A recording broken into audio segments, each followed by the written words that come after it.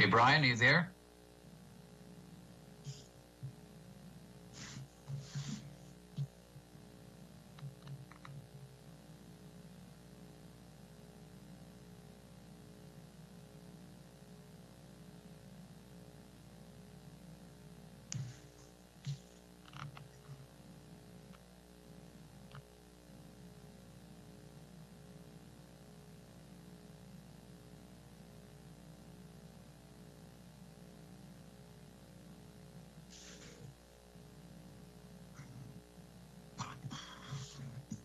Hey, Brian, it's Chris.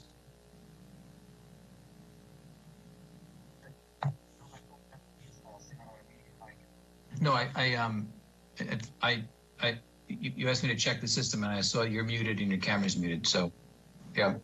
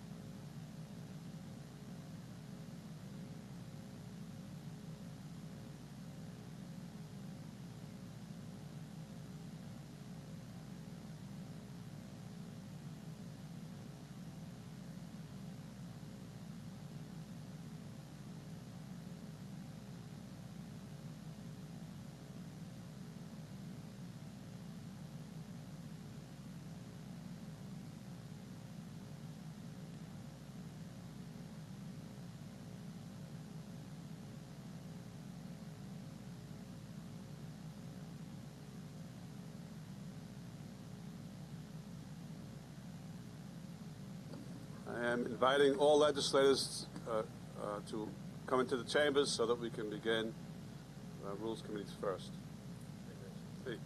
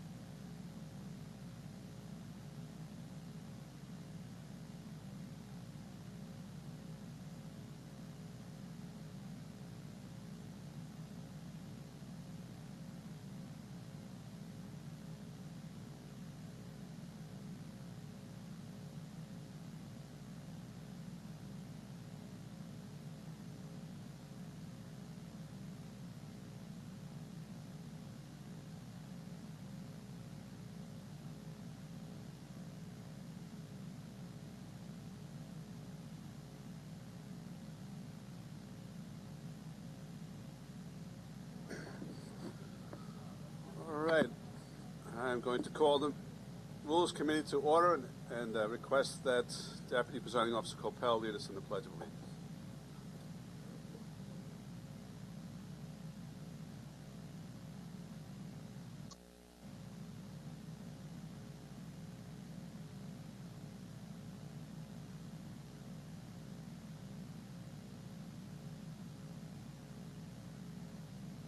Hey, Mike, could you call the roll, please? You want the Rules Committee, Rich? Yes, please. Rules Committee roll call. Legislator Sela Bino. Legislator Delia DeRiggi-Whitten. Ranking Member Kavan Abrahams. Here. Thank you. Legislator Laura Schaefer. Here. Legislator Stephen Rhodes. Vice Chairman Howard Coppell. Thank you. Chairman Richard Nicolello. We have a quorum, sir. Thank you. Is the Inspector General here, Jody Francis? Before I call any of the contracts, I wanted to know if there are contracts that still require additional investigation or the like from you. Sorry. Okay. Please give me a sec.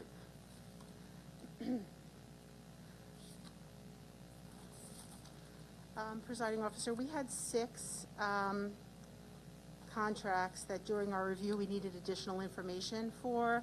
For example, things like missing forms or missing information on the forms. I believe that 1, 2, 3, 4 have been taken care of. We're waiting on one response from 14120 Westchester Institute. We're still waiting on that, if that helps. Okay, so that's the only one you're still waiting for a response on? Yes, 141-2020 and 155-2020. There was a response received from the vendor in response to our discovery of some news articles that we sent as part of our form. And I forwarded that I'm going to forward that maybe to Majority Counsel so he can take a look at that and assess it. Other than that, we're in a good place. Well, with respect to 155-20, do you still have outstanding questions, or are you satisfied, aside from Majority Counsel? There's explanations, but the question of whether or not the explanations are enough to deserve a county contract, we actually just received the response, so we're assessing it. All right, thank you. What I'll do is I'm not going to call that one now either. So then if something develops during the course of the day, then we can call it, then we will at that time. That's great, and I will certainly let you know. Thank you. Okay, thank you.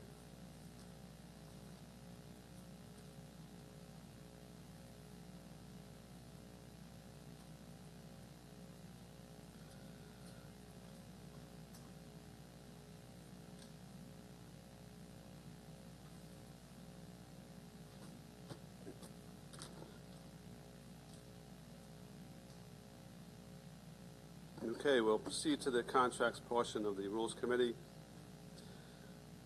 First off is I'm going to call all of these contracts at once, and for the record, A44, 2020, A45, A49, A50, A53, A54, A56, A57, A64, A66, and A69. These are resolutions authorizing the Commissioner of Shared Services to award and execute purchase orders, blanket purchase orders, or contracts between the county and All Island Equipment Corp., Global Fueling Systems, Inc., Hink Electrical Contracting, Jamaica Ash and Rubbish Removal, Contemporary Computer Services, Barnwell House of Tires, Three Gals Industrial, Tech 84, and AC Lighting. E140, E142, E143, E144, E145, E147, E148, E149, E50, E51, E151, E152, E154, E156, U4, U5, and U6. These are resolutions authorizing the county executive to execute personal service agreements or amendments to personal service agreements between the county and N&P Engineering, Architecture, and Land Surveying, Ventec, Inc., ASYS Systems, EEO Consultants, M&J Engineering, Markham Technology, Lyro GIS, SVAM International, De Bruins Surveying and Engineering, Lockwood, Kessler, and Bartlett, Party Up Productions, All County Towing and Recovery, Raj Technologies, Forensic Anthropology Services, LLC, David Lynn, and Richard Serchuk. Lastly, E153, 2020 is a resolution authorizing the county executive to execute a use and occupancy agreement between the County of Nassau and Global Soccer Consulting, Inc. Legislator Dirigi Whitten makes a motion that we consider all of these, seconded by Legislator Schaefer. So all these contracts are before us. And I would invite up Ken Arnold from the Department of Public Works. Ken, before we proceed to the contracts, as I indicated, I'm going to ask you about the status of the security updates to this building. Yes, thank you. So all the doors were received by our general contractor from the manufacturer. He's fabricating all the door locks and handles and hardware right now. He'll be on site November 16th to start the installation of the interior doors. We're talking 3 to 4 days per door, and then we'll do the restoration of the walls and anything else that gets touched up right after that. You'll start on those items November 16th? November 16th, we've been told, yes. Do you have a projected completion date? There's 4 doors, 4 days a door, so probably 3 weeks. Okay, now, also, we will be converting, with the exception of a couple of doors, to a key fob system. That is correct. When do you believe the key fob system will be in place? There are a number of doors. The rear door here is in place currently. There's a number of doors around the facility that are ready to be turned on. I believe we're just waiting to get a couple other doors finished. And I think it would be about in the same time frame we should have all those doors activated. So we're roughly 3 weeks. All right. Anything I missed? Just we have to speak on the next phase of work, which is cameras and metal detection. That's the next phase to have a discussion on those points. Okay. All right. So then once we get past this phase, Yeah. we can then start moving on to that. Yes. Does anyone have any questions, whether you're on the committee or not, for Mr. Arnold about that? Just so the public knows, we have been talking about this for probably close to a decade. So these Yes, it's a long time coming to get it done. Yeah. Okay. All right. Thank you, Ken. Why don't we start with the first 2 contracts, which are A44 and A45, All Island Equipment.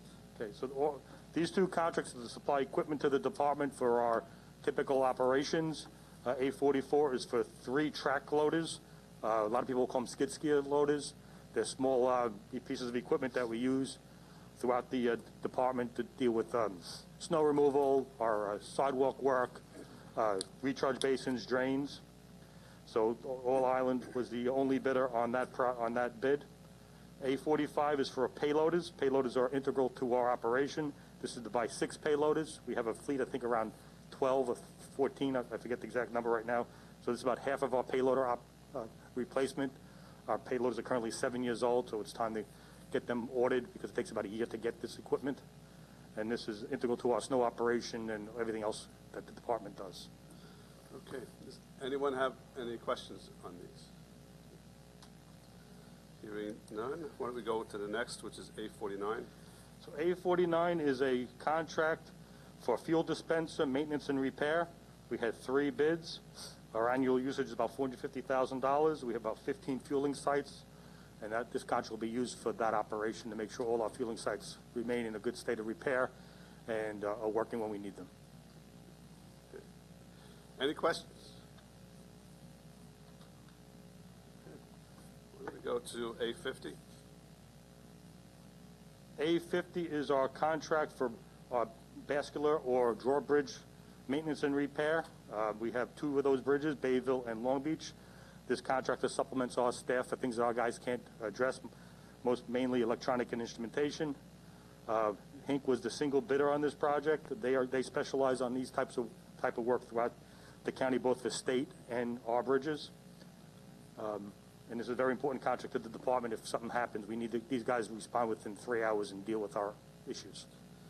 We have an issue with one component of this, which is the appointment of bridge operators.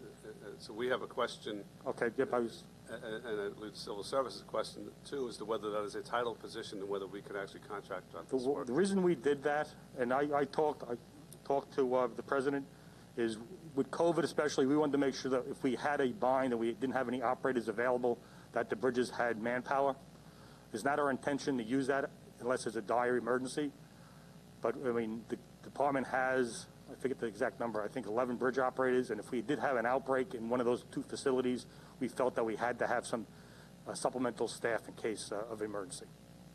Okay, I appreciate your response, but we actually would probably have to hear from the CSEA, as well as have our attorneys just confirm that this actually is something that legally we can do. So I think what I'd like to do at this point is table this. We can, of course, consider this in 2 weeks or 4 weeks. But I believe the contract that we currently have expires in December at some point. So if we don't want to have a lapse in service for the contract. So I believe a 2-week delay would be okay. But all right, well, I just know December's a tickle point for me on this. Okay, that gives us sufficient time. We're meeting again on the 23rd, so we can understood. That's fine. Rules committee at that time. Yeah, I realize that might come up today. Okay, Legislator Reggie Whitten. Ken, I was also approached by the bridge operator in Bayville, just saying that he's worried about the manpower that the county has because like 2 of them are going out for medical reasons, and he thinks that we're going to be really down to the bare bone. Do you know what the status is with the operators? I know we've been talking to OMB about getting permission to deal with our bridge operations because a lot of them are of age. We have a couple newer guys, but a lot of them are at the age of getting ready to retire. We've lost a couple over the last couple of years, so it is on our radar to deal with that. But this was more to deal with a COVID-type emergency where we didn't have any staff. I completely understand. It just reminded me of that conversation, so thank you. It is a concern of ours, however, that a position that is civil service and requires certain requirements that we would be contracting out those positions. So we would it's not legal to do that, and B, we'd want to make sure that every effort was made to hire people through the appropriate channels of civil service. So we just have to check on those things before we agree to this. Understood. Okay. Motion to table by Legislator Rhodes, seconded by Legislator Schaefer. All in favor of tabling signify by saying aye. Aye. Those opposed? All right. This table carries unanimously. Let's go on to the next one, A53. So A53 is a rubbish removal contract for county buildings and parks. This contract was split between 2 vendors. This is the vendor that will do all our building facilities. The Jamaica Ash, we had 3 bids total. Annual usage is about $3 million. Any questions? Okay, let's go to the next one. A57. Yep. A57 is our tank alarm maintenance and repair and installation contract. This is associated with our consent order with tanks. We've had this contract for many years. This is the replacement contract. We have 450 fuel tanks, 150 locations. This contract will ensure that we have all working alarms and maintenance back to our central monitoring system. In addition, we had 3 bids. The contract annual usage is about $550,000. Any questions or discussion? Legislator Ridgeway? Hi, Ken. So are we in pretty good standing now with the tanks? I know a few years back we had some issues with them leaking, or we're worried about the environmental. We're close. Once we get these contracts up and running, we'll be I'll be much happier. Glen Cove was one of the tanks we had to remove. This body approved that contract. Nice bus facility.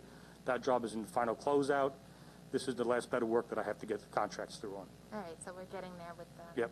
Okay, good. Anything else? All right, let's move on to the next one. A69 or I think it's A69. yep. Okay, A69 is electrical supply contract. We had 5 bids. The bid's is being split with Aetna. So this vendor will be supplying certain items that they were lowest bidder on for our facility shop to utilize their materials. Okay, any questions or discussion? Nope. Let's keep moving. E140 is the next one. Okay. Nelson and Pope. Yep, that's it. Okay.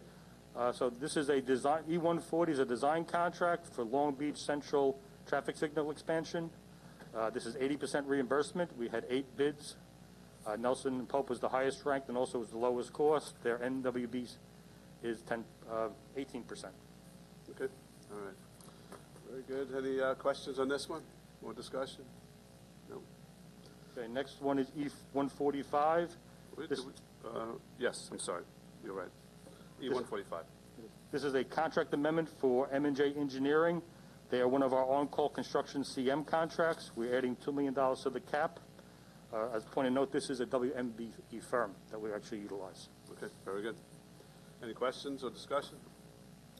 Nope, let's go to the next one, 151. E151 is the construction management contract for the Glen Cove bulkhead replacement. We had 7 firms submitted. LKB was the highest technically ranked firm, and their MWBE participation is 20%. All right, any questions or discussion on this one? So Legislator Ridgeway?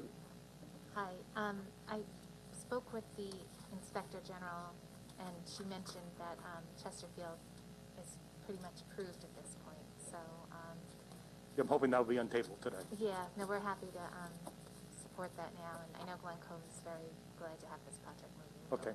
I don't know that anyone told us we were going to untable Chesterfield. Well, I don't know if it is or not, but Okay. I just wanted to say. All right. Okay. All right, Ken, is there anything else on the regular agenda that's No, we yours? just have a couple things on the table agenda. Okay, all righty.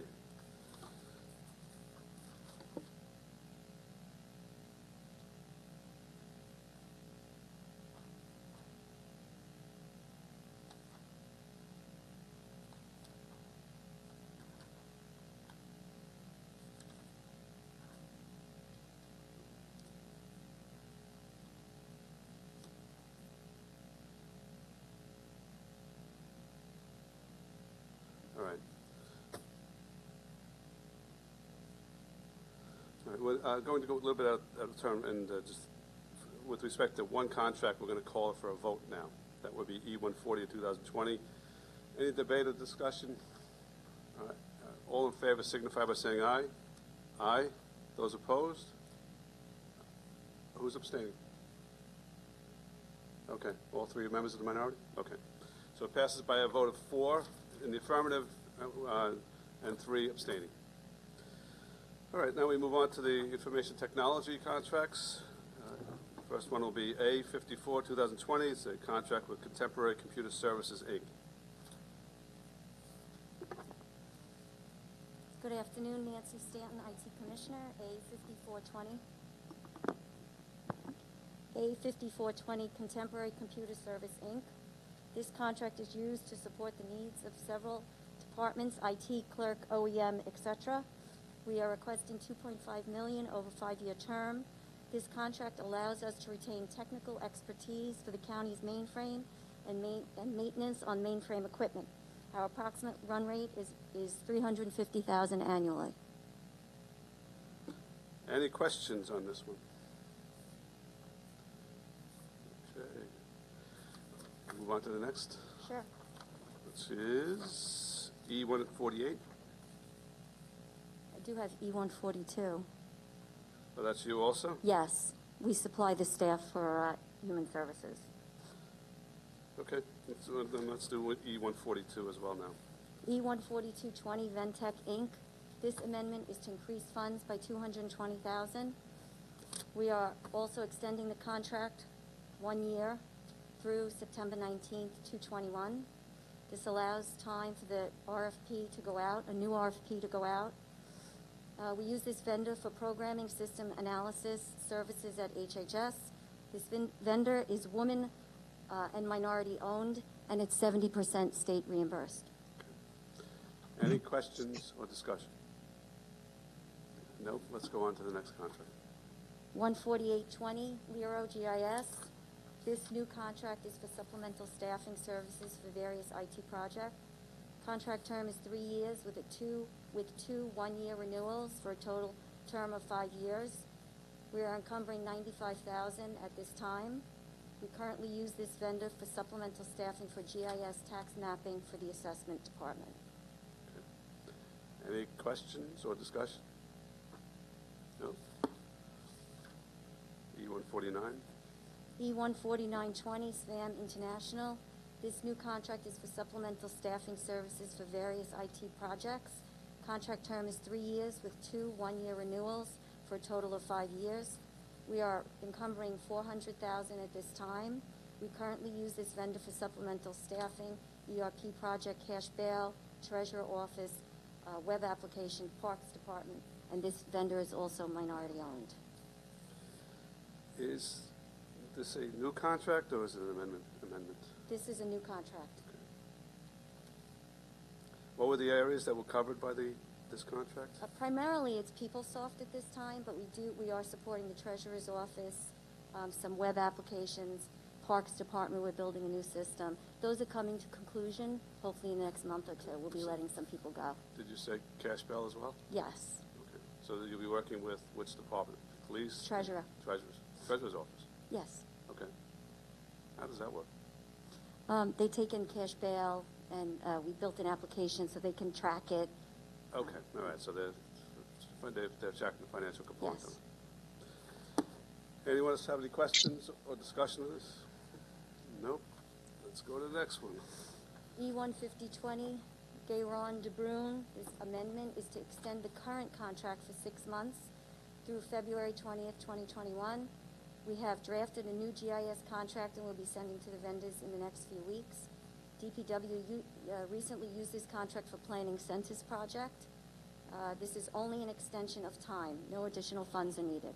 Okay. Any questions? Nope. 156. Okay, E15620 Raj Technologies. This new contract is for supplemental staffing, services various IT projects. Contract term is 3 years with two 1-year renewals for a total of 5 years. We are encumbering $250,000 at this time. We currently use this vendor to supplement staffing for PeopleSoft as well as the police department, and this is a minority-owned vendor as well. There are a number of contracts today, and it seems like every meeting, for supplemental staffing.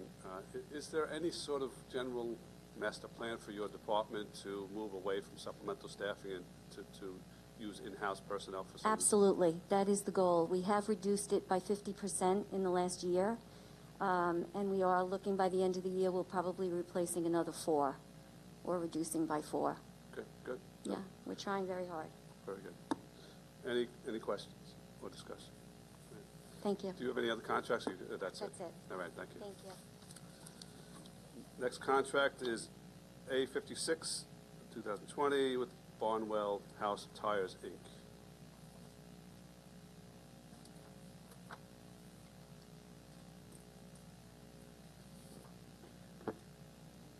Good afternoon, William Field, Deputy Inspector with the Police Department. First contract item A56-20 20 is between the county and Barnwell Tires to award and authorize a blanket purchase order for the numerous agencies within the county. The solicitation was advertised in Newsday and posted on the Nassau County Bid Board. 9 vendors viewed it. Only one vendor bid on the solicitation. For the police department's purposes, they have the capability of providing the police department's fleet services with large quantities of tires, including specialty tires, in a rapid fashion. They're also able to deliver, which is very important. The maximum amount authorized under this blanket purchase order and its renewal options is $850,000. Does this also cover other departments besides the police department? Yes, I believe so. Any particular reason why the police department is taking the lead on this? Not 100% certain. We use a significant number of the tires, Okay. in all likelihood. All right. Any questions or debate or discussion? Nope. Nope. So let's go to the next one for the police department. It's A64. Item A64-20 is to authorize and award a blanket purchase order for ballistic helmets for the Nassau County Police Department with a contract with 3 Gals Industrial. This solicitation was advertised in Newsday as well, and the bid solicitation board. 27 vendors viewed the bid. 2 vendors actually did bid. The lowest responsible bidder was 3 Gals Industrial. They are both a woman-owned and small business. These helmets will be utilized by the police department's emergency services unit as well as our Bureau of Special Operations. The maximum amount authorized under this purchase order is $123,500. It will be funded by the police department's asset forfeiture funds. What is a ballistic helmet? These are the tactical helmets that the emergency services and Bureau of Special Operations will use on tactical assignments such as an active shooter situation or something they're like. Any debate or discussion? Any questions? No. Let's go. Next one, 147. Item 147E, 147-20 is a new contract for support services between the Police Department's Information Technology Unit and Markham Technology Incorporated. The term of this contract is 3 years with a maximum amount of $330,000. The contract does not begin until it's executed. Markham Technology will provide the Police Department's IT department with essential services including database technical assistance, network technical assistance, security and vulnerability assessments, as well as remediation assistance.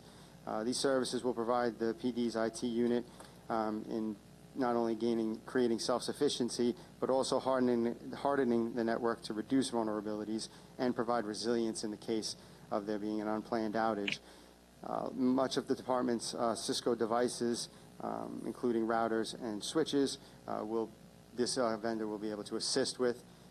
It is a sole source purchase. Markham has been providing the equipment and services to the police department, IT, for several years under previous purchase orders. With its prior experience and intimate knowledge of the police department's network, Markham is uniquely qualified to assist with these services. It is and I already said, it's a 3-year contract for $330,000. Any questions or debate? Nope. We're good. Let's go on to the next one, I think is E154. Yes, sir. E154-20 is between the county and all-county towing and recovery.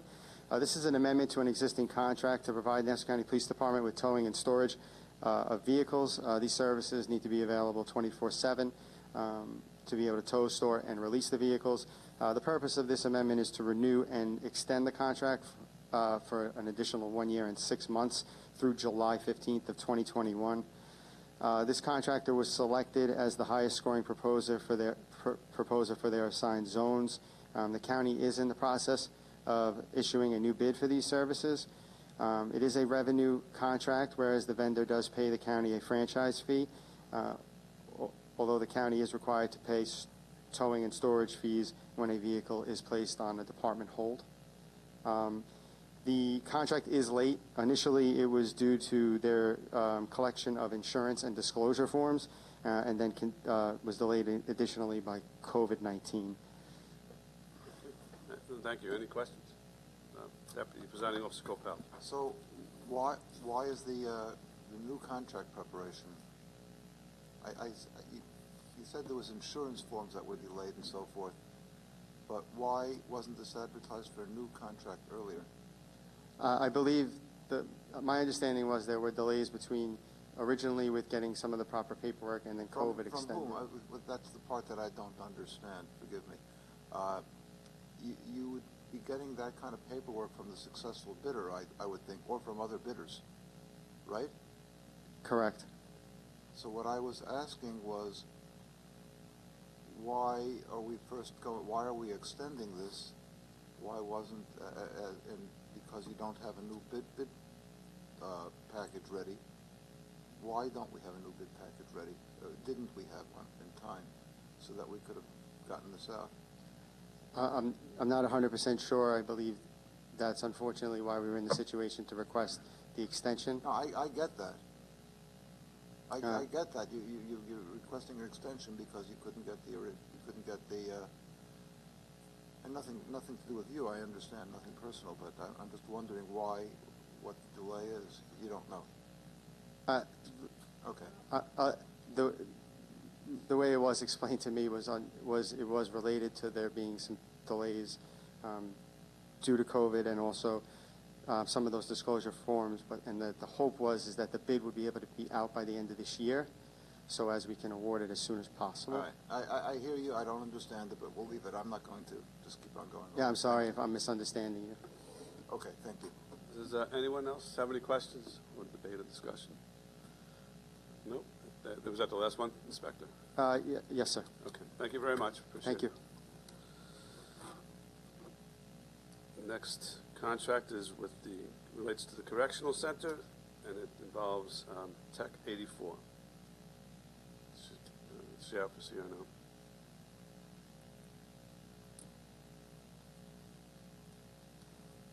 Good afternoon, Captain Michael Golio from the Sheriff's Department. With me also is Sheriff James Zarenda, who will also speak on this issue.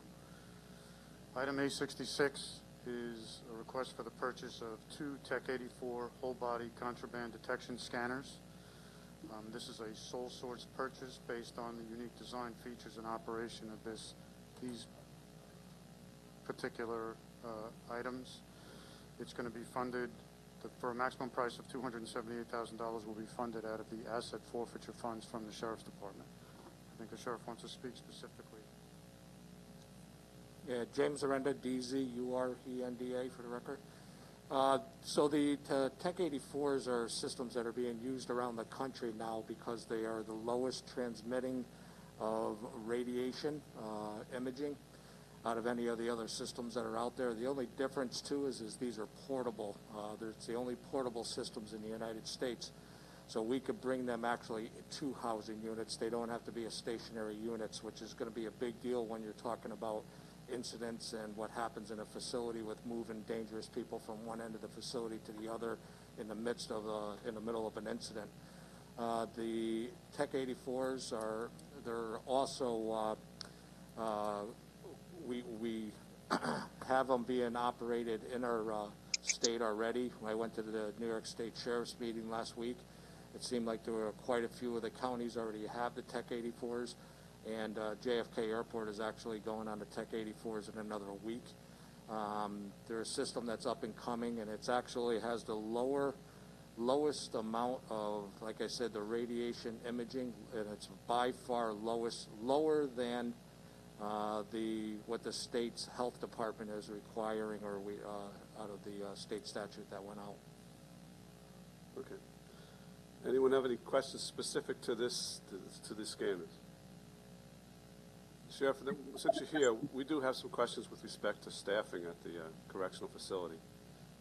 We're informed by President Sullivan that the budgeted amount is 808, that the current staffing level is 747, and that they're probably going to lose 20 more by the end of the year.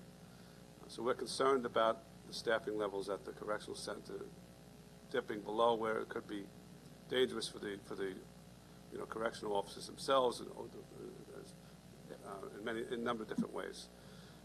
When are we going to be able to put a class through to supplement those numbers? Those numbers are correct, and our numbers of our inmate population are actually increasing as we speak as well. And as we add on housing units to add the additional inmate population, it also increases the number of need for staff above even the allotment that we have. Those numbers are unpredictable because it's, like I said, it's going up by the day. If we go up more housing units. One housing unit opening needs 20 additional staff to operate when you're talking about 7 days a week and 3 shifts. The academy class, I got a verbal that it looks like we probably can push a class out in March of next year. Like you mentioned, we still have more staff that are retiring, so the numbers are increasing as well. If you put the class out in March, you're probably not going to get the class actually into the facility until midsummer, correct? That is correct, and it's only 40. Is that going to be sufficient time? Is there a possibility, is there an active list? Okay, we have an active list, and I mean, sufficient time. I mean, I'm trying to get it even sooner. We are having a correctional officer short right now on our shifts. There were 2 weeks ago, we actually had to have correction officers work 24 hours a day, straight shifts, because we didn't have enough to run the facility. So why would it take until March? I mean, we're in November now. It's 5 months away. Is active list? We have a need there. So, yep. Why does it take till March? We do have an active list. However, we require also the assistance of the Nassau County Police, because they are the ones that do our background checks. So they're currently working on a class that's coming in now for the police academy, and then we're hoping that we can get assistance as soon as possible thereafter, so that we can get the background checks done, so that we can actually hire 40 and make 40. But we do have enough on the active list now above 40. Not to say that any of them will change their mind by the time we ask them, but we do have enough as of now for classes. Okay. So anyone else? Legislator Rhodes. Just out of curiosity, Sheriff, and I appreciate you answering these questions. My understanding is that your current head count is 747? That is correct, and yes. The budgeted head count for next year in the budget that we just passed was 808? That is correct. Right. Do you project a need beyond the budgeted head count?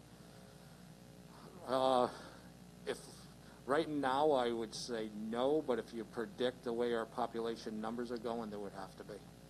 Our population numbers and our inmate population numbers are getting higher.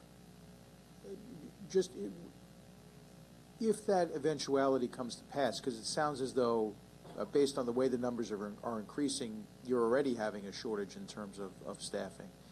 If in fact those numbers do exceed the budgeted head count of 808, the need exceeds the budgeted head count of 808, have there been any conversations within the administration as to how that's going to be handled, whether you'll be able to bring on additional officers? The only conversations we had on this is that we can reevaluate and discuss at a later date if we think that there's going to be a need for additional staff. That has not happened yet, but that was brought up to me by OMB. But considering the fact that there's sort of a 3-month lag time between the time that you actually bring somebody into a training class, an academy class, and then can actually put them out into a unit to actually function, might it not be better to have some of those conversations now as to how we're going to address that, since we do seem to see that once the courts open up, you're going to wind up having, your head count's going to increase? I believe so, too. On both those questions you asked. Okay. So, I mean, how would that take place? Are you reaching out to the administration? Yes, I have. I did contact the county exec office. We are having plans for discussion of it. I just don't have dates that they're going to be. But that has happened last week, that we have been in contact with each other to discuss the potentials for having the class sooner, and also if there's any potentials for an increase in the numbers. Thank you, Sheriff. Anyone else have any questions?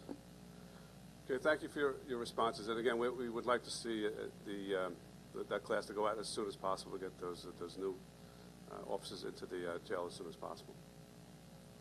Legislator Reggie Whitten. How are you doing with the number of COVID cases? I'm sorry. How are you doing with the number of COVID cases? So right now, we have no officers positive. We have one inmate that's currently positive that's on the isolation period on the way to be back into population, and we have one deputy sheriff. Legislator Schaefer has a question as well.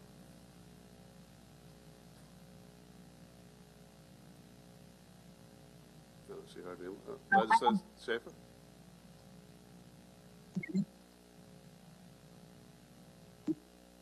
Yeah.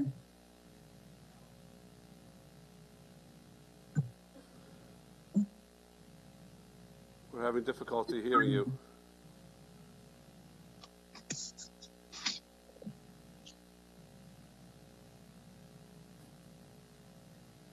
What we will do is call her. Can you hear me now? Yes, that's better. I just wanted to know how many machines that this included. Is this one scanner? Is it more than one? It's 2 scanners. Eventually, we probably should go with 3, and probably we'll be back here requesting some more seized asset money for 3. That would give us 1 on each floor in our main building, so we don't have to bring a portable scanner up an elevator, which could actually cause some potential damage when you take the top of the scanner off. In order to move the scanner through an elevator, there's the 2 feet of the top that has to be removed every time. It's not difficult to remove, but every time you start altering the equipment, it could throw off the accountability of it. So right now it's 2, and maybe down the road looking for 3, the 3rd. Okay. This amount includes service for it as well for any limited amount of time? Yes, no? It has a maintenance. Is that separate? Yes, it has a maintenance plan that comes with it. Right now, I believe the maintenance plan is 2 years, but that's all up to negotiation on potentials for increase on that if we take the system. Thank you. Anyone else? Okay, thank you very much. We appreciate it. Next, several contracts are with the District Attorney's Office, E-143 of 2020.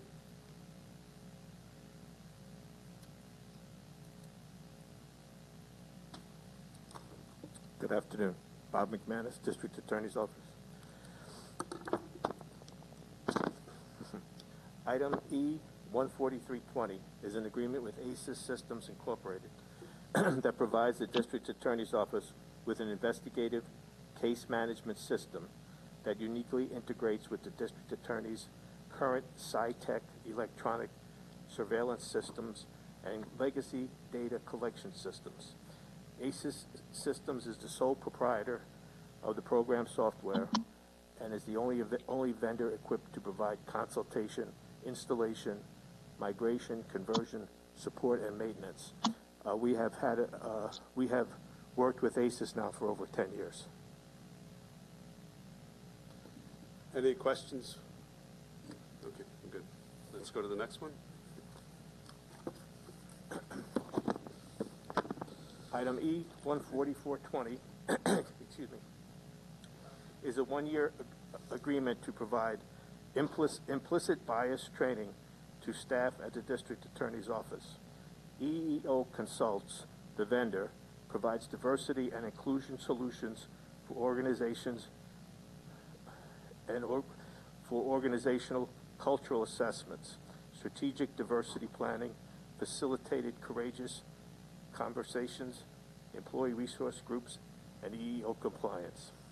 This organization will provide training to staff employed by our organization. Okay, I see that they have provided training to college students, law school students, law firms, and bar association members. That's correct. Okay. Any questions or discussion? Okay, I think we're good. Thank you, Bob. Thank you.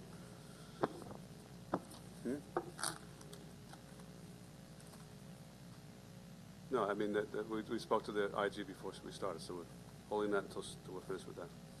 Okay. All right, next up are contracts with the Parks Department, E-152, with Party Up Productions. Good afternoon, Victoria Queso with the Department of Parks. E152 is a personal services agreement with Party Up Productions to provide event production and development when the Parks Department holds special events. It's for in the amount of up to $50,000 a year, only for services that are actually provided. I guess the question in, with the pandemic is how much need is the county going to have of their services in the short term? Yeah, I mean, we don't expect to be using them in the immediate future, but we do obviously hope to be able to provide the types of events that we have used their services for in the past, and they'll be good to have when we can do so. And the way it's structured, you won't be paying them until the services are needed? Nope, it's only when services are rendered. All right. Any other questions, discussion? Nope. Want to go to E153? E153 is a use and occupancy permit with Global Software Consulting for the Butler building. This is an extension of their agreement that we previously have with them. We issued an RFP last year. We had 3 respondents. Global was selected as the top bidder or proposer. And while we're in the process of negotiations and then also getting the National Park Service's approval of the agreement, this is the extension in the interim. Okay. Any questions? Any debate or discussion? I have some questions. Sure. Just identify Rich. yourself. Oh, it's Laura? Okay, thanks. Yeah. I thought it was Renee. Thank you.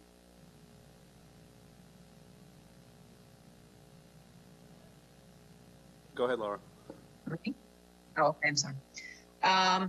So I know this has to go through the National Park Service issue.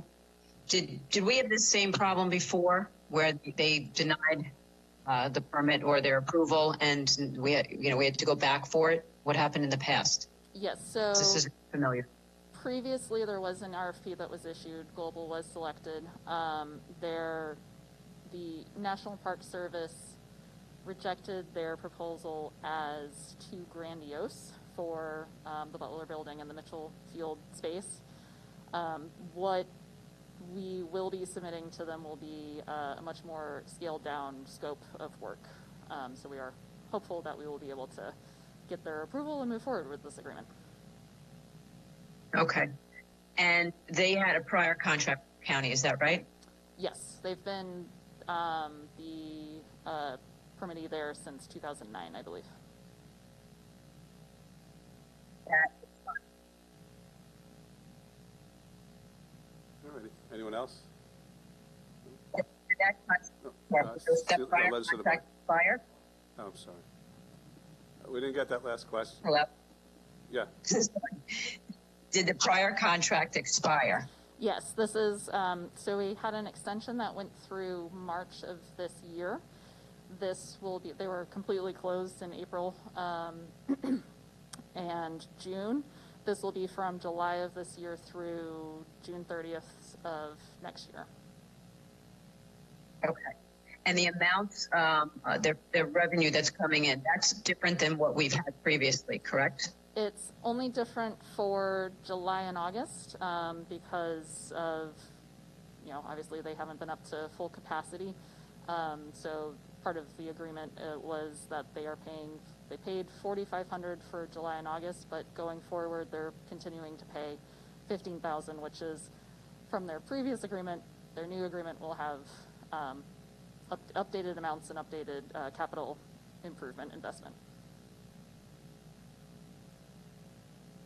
This is just 31.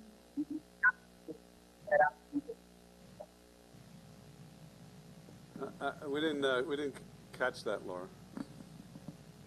This contract here, this term is through June 30th of 2021. Yes. Correct? Correct. And there's an option to renew for 1 year. Does that come before the legislature, the option? Does the option to renew come to the legislature? Or did... Yeah. Can you repeat the question? Yes, I'm sorry. The option come before the legislature.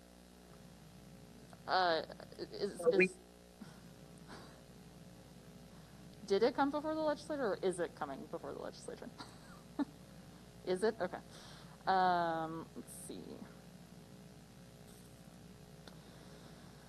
It looks like it's at the discretion by Parks, but we do hope to have this solved by then and have their new agreement in place.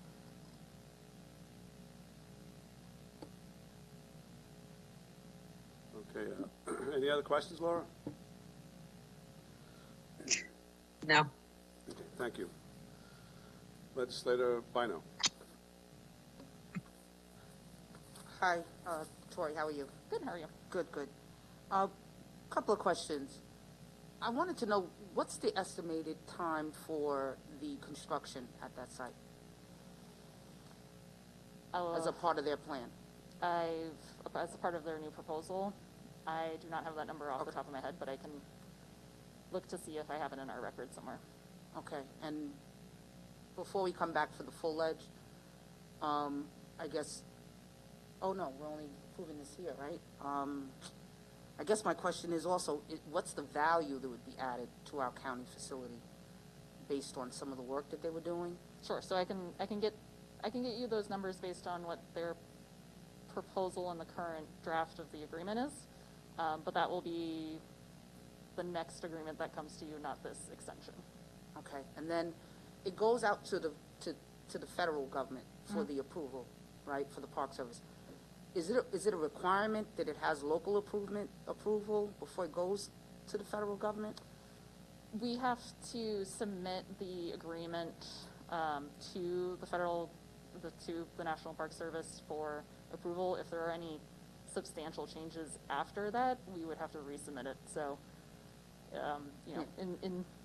efficiency probably isn't the right word to use in this case, but in this, if we can get everybody's sign off, at least in theory here, and then get the approval from the Park Service, then we wouldn't have to go back to the federal government for second approval. That was my question. Yep. Was just for efficiency, if it went to the federal government and got the approval there, then we would know that it meets the needs of the federal government. But so we're currently still in negotiations with Global, so once we get to a place where we feel it is to the point of National Park Service, we'll submit it to them right away. So when you say still in negotiation with them, I would think that if we're here voting on it today, that it was fully negotiated. This is just a 1-year extension. Oh, this is, okay. From their current agreement. The new one will come to you, you'll get another say on it, and you'll have everything laid out. Okay, we'll wait for that. Thank you. Thank you. Any other questions? Okay.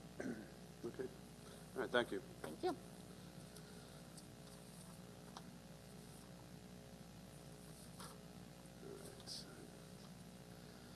All right. I am going to call contract E-155 with RealAuction.com LLC.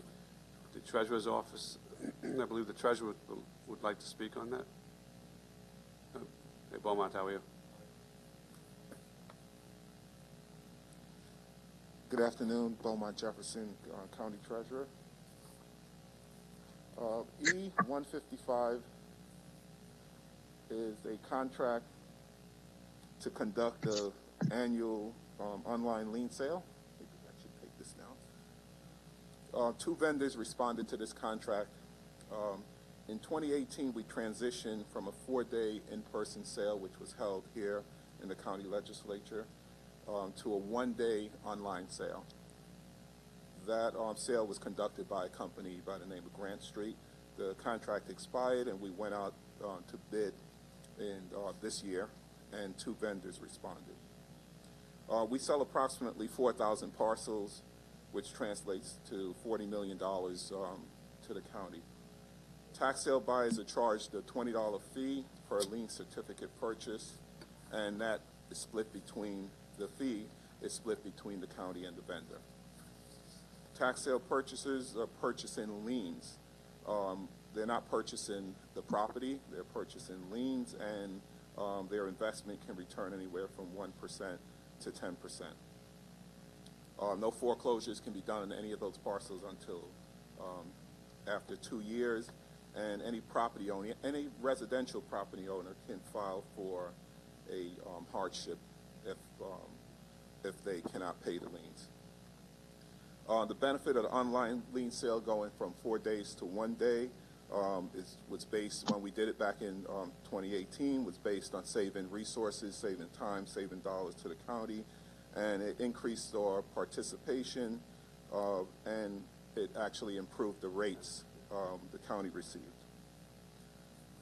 Initially, when we thought about the online lien sale, it was really for, again, resources, time, and to bring more dollars to the county. But now with the COVID, with the pandemic, it's almost necessary to have this sale online.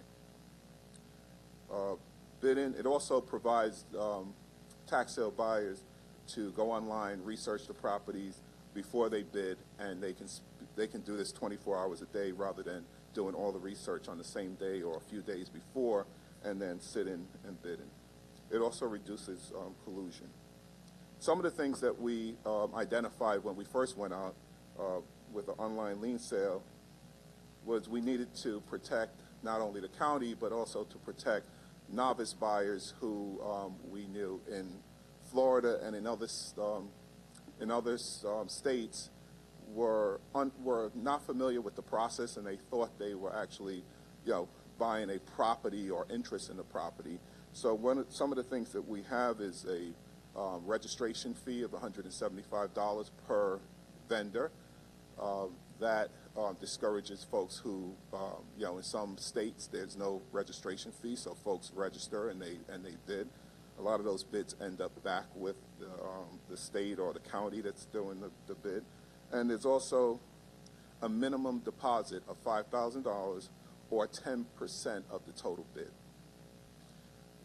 They need a valid tax ID number. They need to submit a W-9, again, just so that we're aware that those folks are legitimate bidders.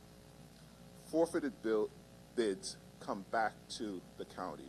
So to prevent any collusion, we do not allow the second bidder, where someone bids it up high, someone bids lower, and then the higher bidder backs out, leaving us with the lower bid. So any bids that are not that are forfeited after the sale come back to the county. The contractor that won the bid is Real Auctions. Real Auctions has been in business for 16 years, 55 employees, and they conduct auctions in 9 states. There was some information that was provided to us on Friday, and we asked the contractor or the vendor to provide us with some explanations on what was submitted to us by the IG's office. I spoke to how we discourage fraudulent or novice bids a few minutes ago with the registration fee, requiring a minimum deposit, requiring that each vendor submits a valid tax ID number and a W-9, and how the forfeited bids actually are handled by the county. So, and I believe you guys have this before you, but I'll just give you the findings.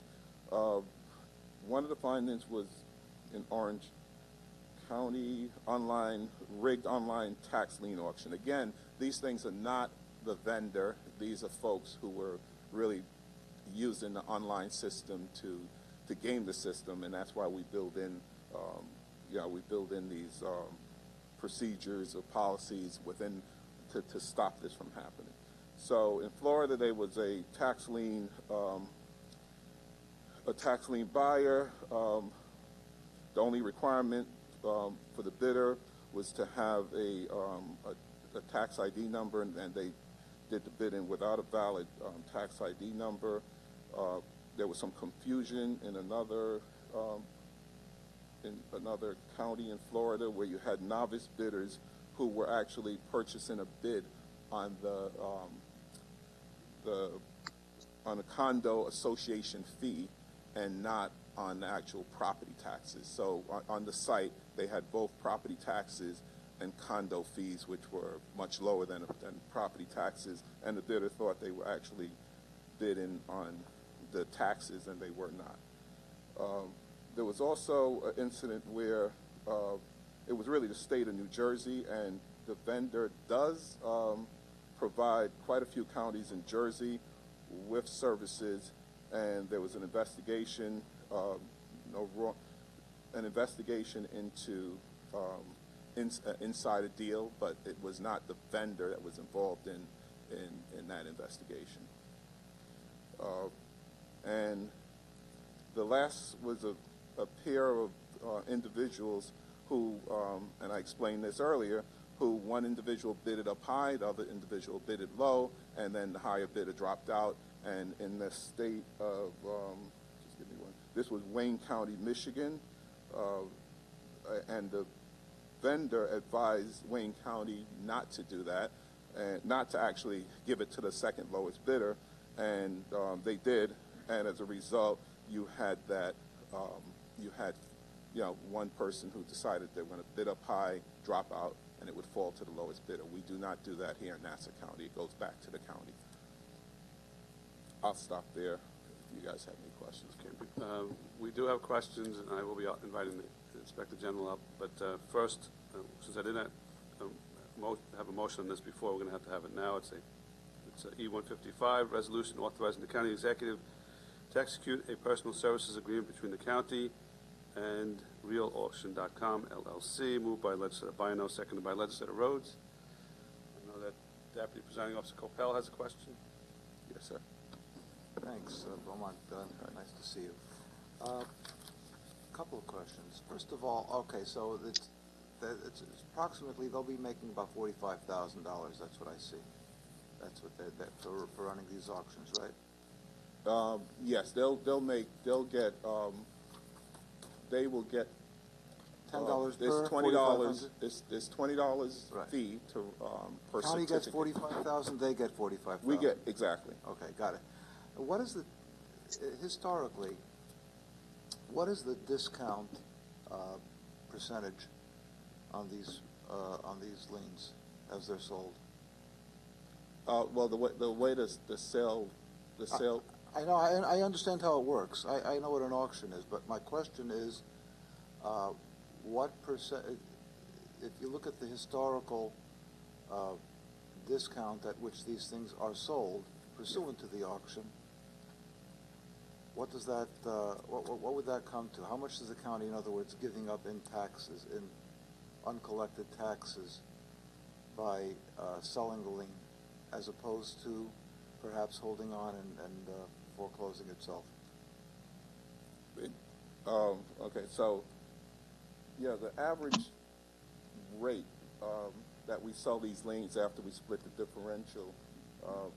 After you split the, I'm sorry, what do you mean by splitting the differential? Well, the differential, for instance, if you bid 10% and you win the bid at 10%, you will get 5. The county gets 5%.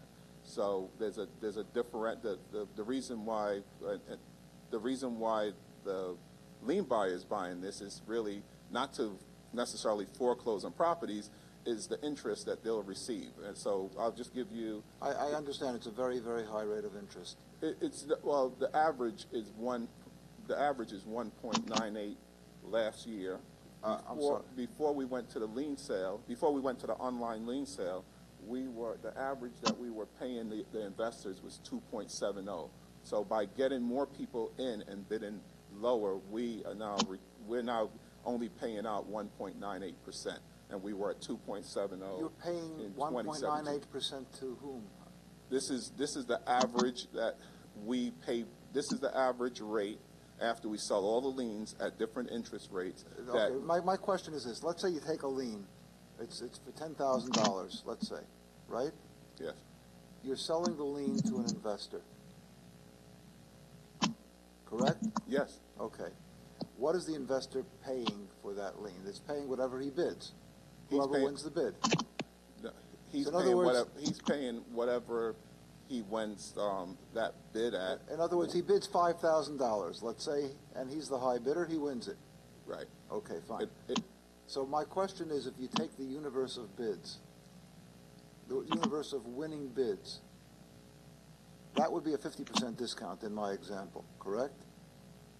A 50% discount off the face value of the lien.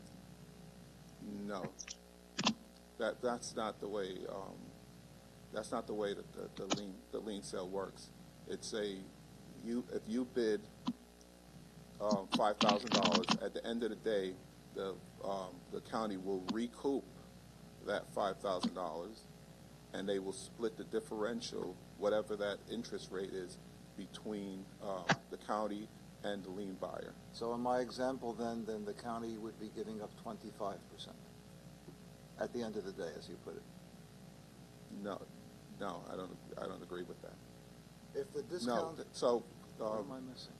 Legislator Coppell, if you come and you invest $5,000 to me, look at it like if you went to the bank and you said, here's my $5,000, and they're paying you a percentage rate. The county still gets back what the taxes due on that property is. What happens is the investor gets a percentage based on what they have bid, based on what they bid at. So you have some underwater properties that no one is interested in, and the investor bids 10%. But most of the properties in Nassau County, when it's all said and done, and we do the average, we pay, at least I'll give you in 2020, we paid 1.98%. Okay, I'm not going to take up the time. I'll study this on my own. Maybe I'll give you a call. In the hardship cases, what does happen? With a hardship case, if your tax lien is bought by an investor, it gives the property owner the ability to claim a hardship, and they would go to the hardship review board, and it allows them to then make payments, monthly payments into an account, and when they're finished paying the hardship, we would then pay off the lien. Okay, I understand. So it gives the property owner more time. But ultimately, they do have to pay the entire balance. Yes. With interest, I suppose. Yes, they're paying with interest. The only difference there is if it remains an outstanding tax. It's a forbearance type of thing. I understand. Right. Okay. If it remains an outstanding tax, they do not have the ability to take advantage of the hardship. Last question. You did mention condo fees. Mm-hmm. How does that get involved in the county lien sale? Condo fees in Nassau County, we do not. We're not selling. Okay.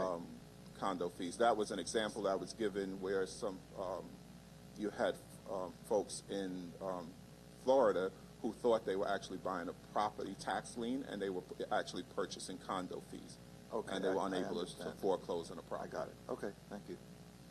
Legislator Schaefer has a question. Can you hear me? Yeah.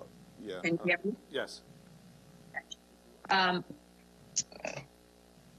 Are we receiving a lower price per lien than we were previously, or than we are currently with this?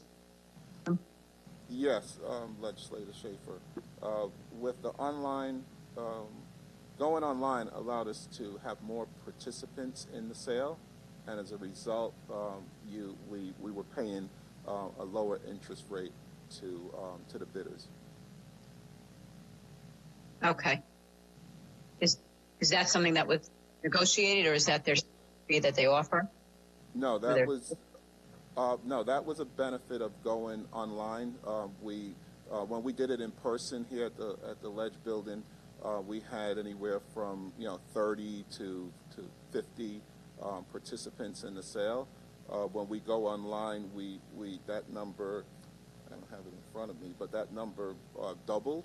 So as a result of having more individuals in the sale, it made the bidding more competitive, therefore driving down the rate. Okay, thank you.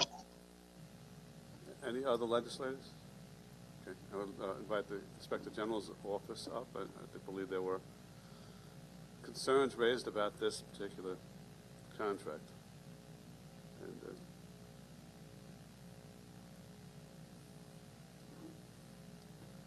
thank you, Beaumont.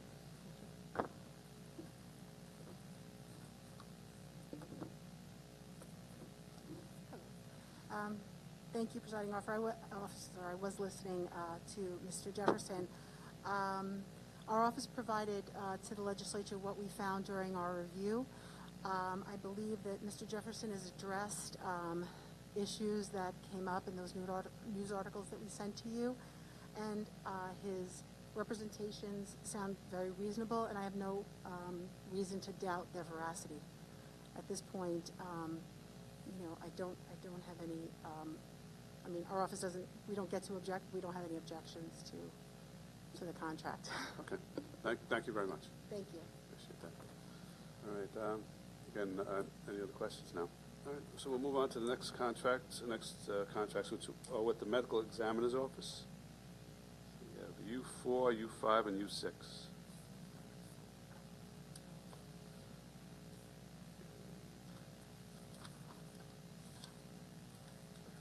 Good afternoon. I'm Carolyn Kelly. I'm the Deputy Medical Examiner for Laboratories. With respect to the items on the agenda, U4-20 is a contract with Forensic Anthropology Services.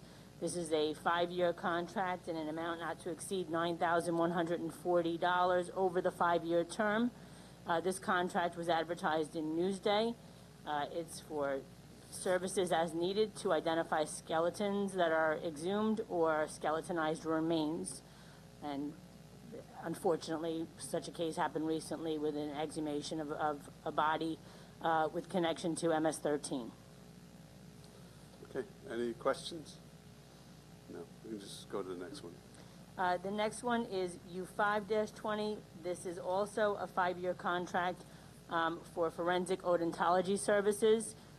These are dentists that conduct forensic analysis in order to identify mutilated remains. Through the use of existing dental records, they do a comparison. This is a 5-year contract with Dr. David Lynn, also not in an amount to exceed $9,140 over the 5-year term, broken down at an hourly rate that was set forth in the contract. This contract was advertised in Newsday as well. Previously, this had been done as a sole source contract. This time it was advertised in Newsday, and the only 2 bidders were Dr. Lynn and Dr. Serchuk, who will be the next item on the agenda, and it's the same type of contract, a 5-year contract not to exceed $9,140 over the 5-year term. Okay. I think you've covered both. Any questions or discussion? Thank you very much. Thank you. All right. Now we'll have a vote. Well, actually, before we go to a vote on all these contracts, I'll ask for a public comment. All right. Seeing none. The contracts that are up for a vote now are A44, A45, A49, A53, A57, A69, E140, E145, E151, A54, E148, E149, E150, E156, A56, A64, E147, E154, A66, E143, E144, E142, E152, E153, E155, U4, U5, and U6. Any further debate or discussion? All in favor signify by saying aye. Aye. Those opposed? They all carry unanimously. So Rules Committee will go into recess, and we will return after the rest of the committees.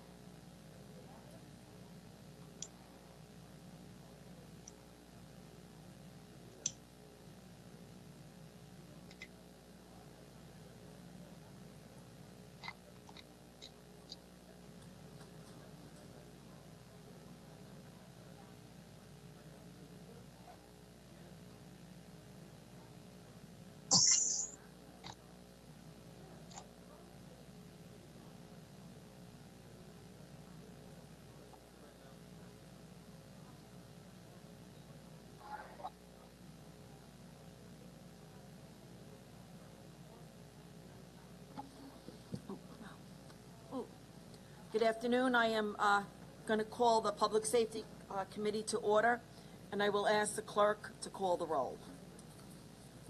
Thank you, Madam Chairman. Public Safety Committee roll call. Deborah Muley. Here. Legislator Sheila Bino. Ranking Member Delia DeRigi-Whitten. Legislator John Ferretti. Vincent Muscarella.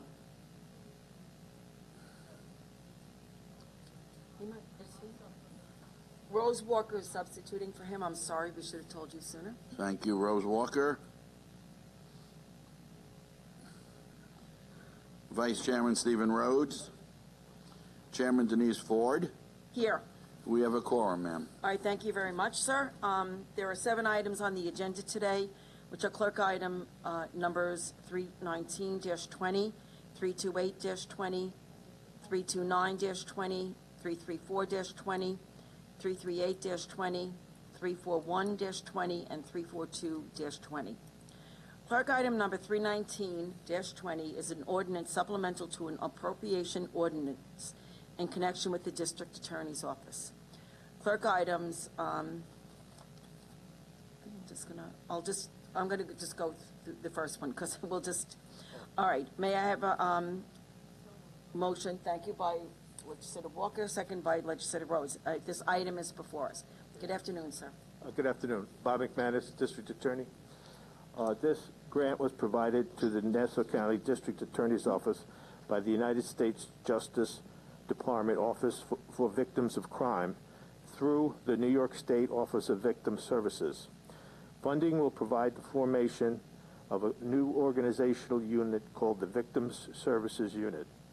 Direct services provided by the Victim Services Unit will focus on efforts that, 1, respond to the emotional, psychological, or physical needs of crime victims, 2, help victims of crime to stabilize their lives after a victimization, or 3, to help victims to understand and participate in the criminal justice system.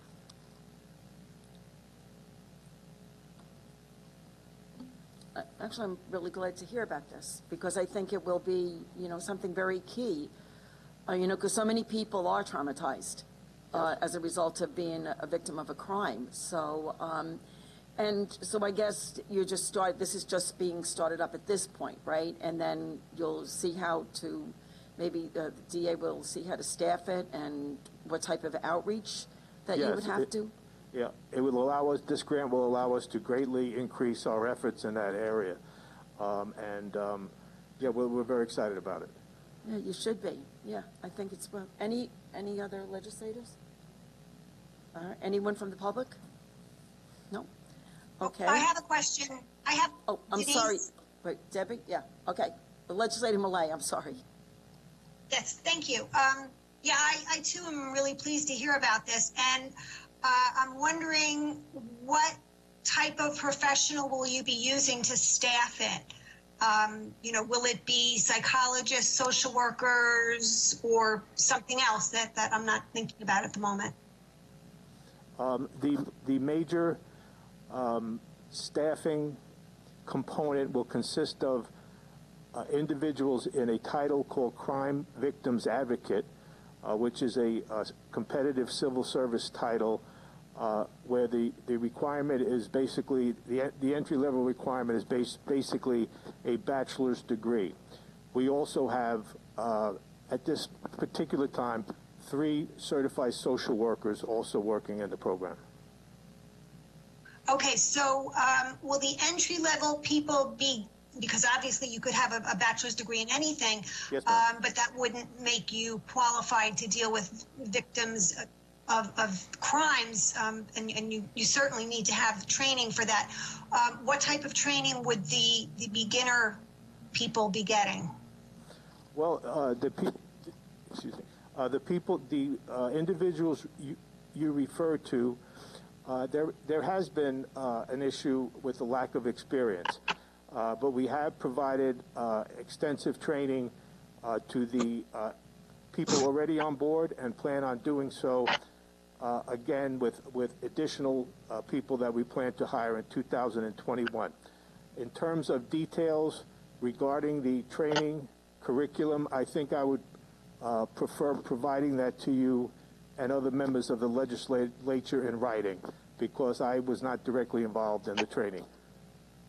Okay, but just one further question with regards to that. Is there money in the budget for training? There's money. Yes, the funding for the training is included in the grant budget. So it's part of the grant, and we do not have to use county funding for the training. Okay, thank you very much. You're welcome. I just have a question, just to follow up on that, considering, because I know that during the budget safety hearing, the public safety budget hearing, it was indicated that it's very hard for you to get DAs because the pay scale is so low.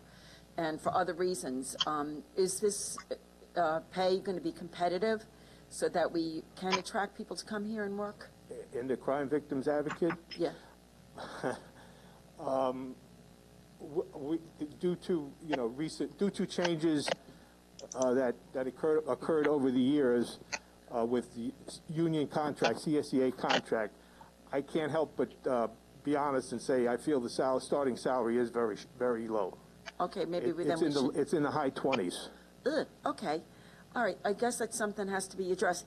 And I know with civil service, is there any age restrictions on this position, or like say if you were retired, you had been a DA and you realize the retirement is not working out for you and you want like an ADA, you just want to come back and maybe work.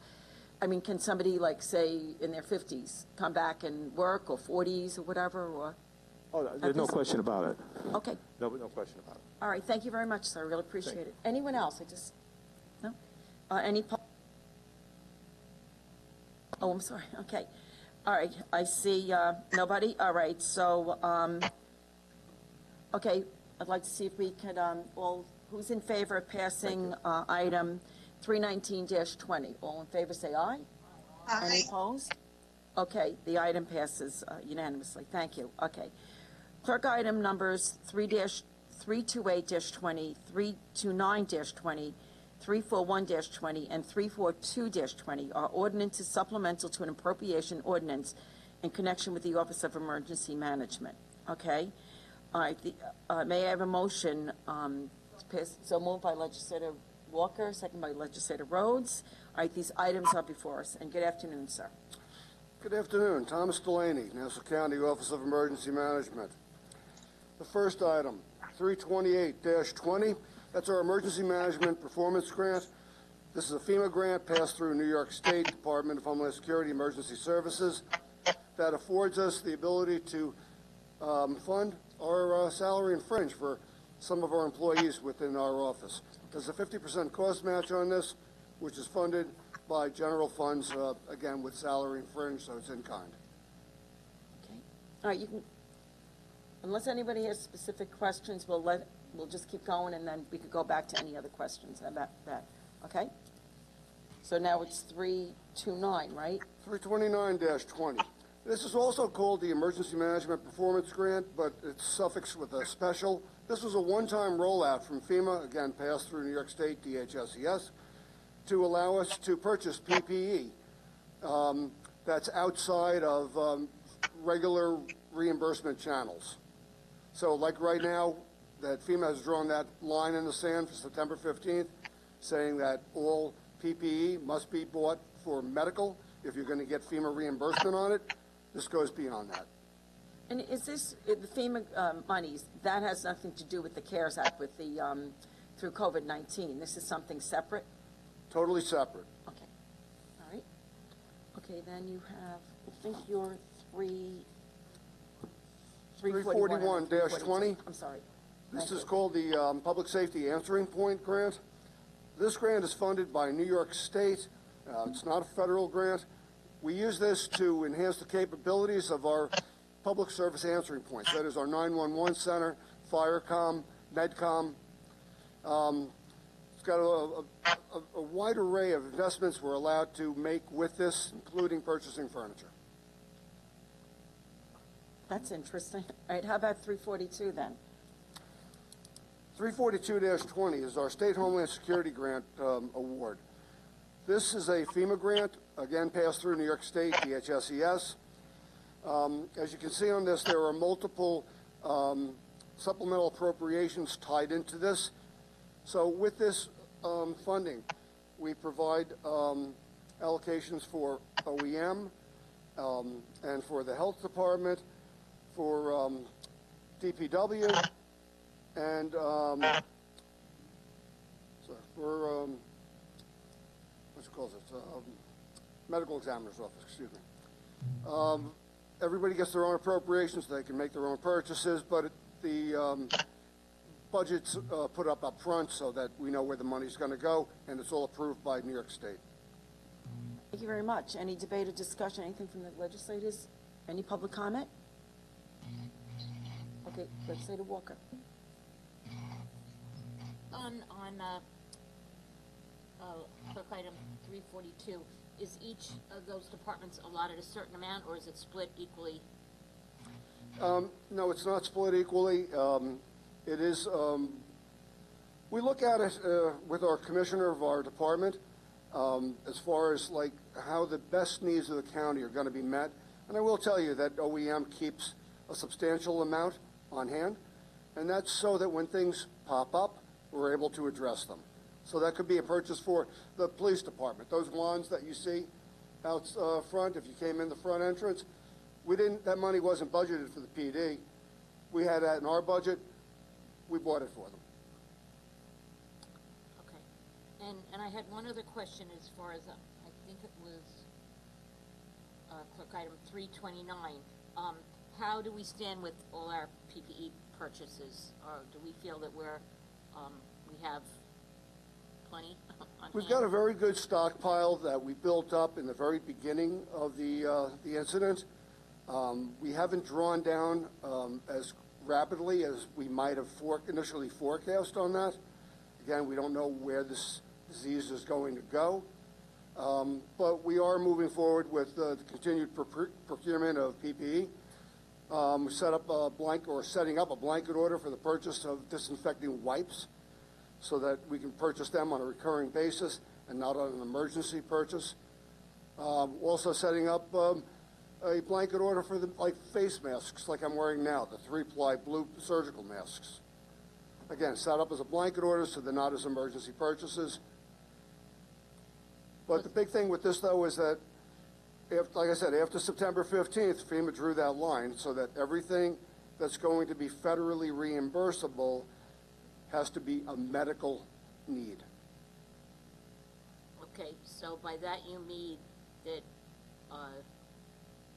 that either we're running low on particular items? No, okay. No. Explain that to me, what you say, a medical need. Okay, so if I have this face mask and I give this to somebody in EAB, Emergency Ambulance Bureau, that's a medical need.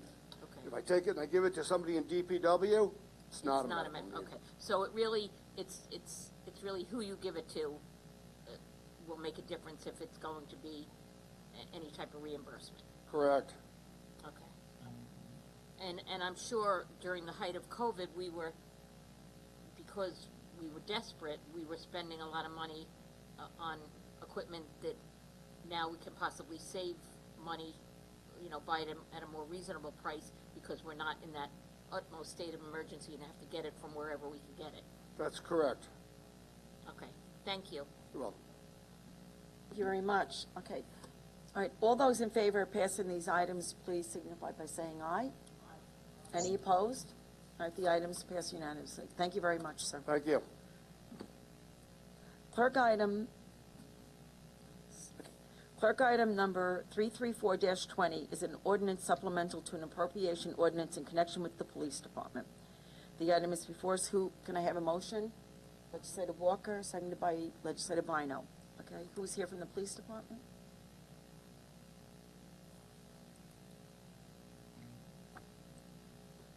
Good afternoon, William Field, Deputy Inspector for the Police Department. Item 334-20 is a supplemental appropriation of $425,009 in funds received for the United States Federal Emergency Management Agency, FEMA. This is an award of the COVID-19 Assistance to Firefighters Grant. The grant funding will be utilized to purchase PPE, personal protective equipment, to be used by members of the Nassau County Police Department's Emergency Ambulance Bureau in their ongoing response to COVID-19. These supplemental appropriations have no net impact on the budget. The award does require a 15% cash match. All right, thank you. Any of the legislators? Anyone from the public? I see none. May I have a motion to pass this item? All those in favor, please signify by saying aye. Aye. Any nays? All right, the item passes unanimously. Thank you very much, officer. Okay, we have now clerk item number 338-20 is an ordinance supplemental to an appropriation ordinance in connection with the Emergency Response Department. May I have a motion? Okay, Legislator Walker, second Legislator Bynum. Who is here to speak on this? Excuse me 1 second, legislator. Thank you. Hi, Andy Persick, Office of Management and Budget. This item is appropriating the additional funds that we received from the CARES funding back in May. It's the second half of the second tranche of it. We did it in pieces because we weren't sure if the legislation was going to change, that it could be used for as a revenue offset. But as we sit here now, we're getting close to the end of the year. In order for me to make the appropriate actions within the budget, this item needs, the other half of it has to be done. So, Very much. you're welcome. Okay, any questions? I see none. All those in favor of passing this item, please signify by saying yes. Aye. Aye. Any opposed? The item passes unanimously. All right, since we have an addendum, may I have a motion to suspend the rules? Okay, Legislator Ferretti, seconded by Legislator Walker. All right. Item number 346-20 is an ordinance supplemental to the annual appropriations ordinance in connection with the Office of Emergency Management, the Correctional Center, and the Fire Commissioner and the Police Department. All those, who's here from the administration? Good afternoon.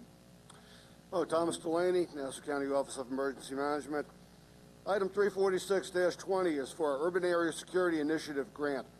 This is a grant that comes through FEMA and passed through New York State DHSES. We get the UASI grant because of our proximity to New York City. They're the primary beneficiary of it, but we get about 2% of that award. We take it, again, just similar to the State Homeland Security Grant Program I described before, where we split the allocations with receiving departments. This one's used for our law enforcement agencies.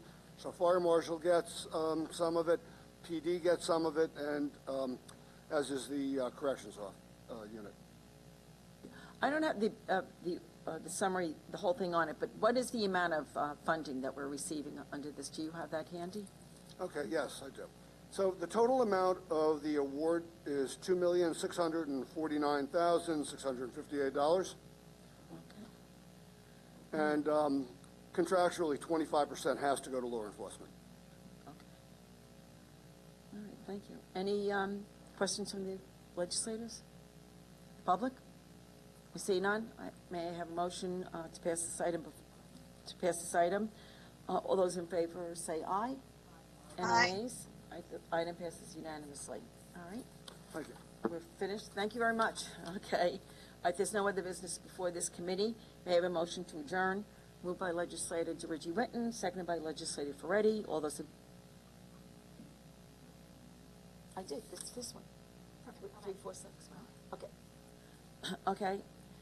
Okay. All those in favor? Okay. This committee is now adjourned. Thank you very much, everyone.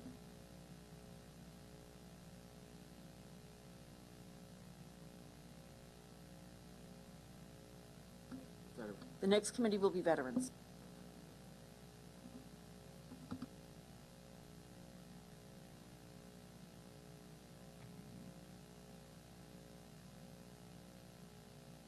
At this time, I'd like to call the Veterans and Senior Affairs Committee to order. I'm going to ask the clerk to call the roll. Thank you, Chairman. Veterans and Senior Affairs Committee. Legislator Ellen Birnbaum. Here. Legislator Delia DeRiggi Whitten. Legislator Deborah Muley, ranking member, excuse me. Here. Thank you. Legislator Stephen Rhodes. Legislator Rosemary Walker. Vice Chairman C. William Gaylor III. Present. Thank you. Chairman John Ferretti. I'm here. Thank you, Mr. Clerk. We have a quorum. There are two items on the agenda today, which are clerk items number 352-20 and 353-20. I will call both together. Clerk item number 352-20 is a resolution to provide designated parking for veterans at county buildings or facilities and parks.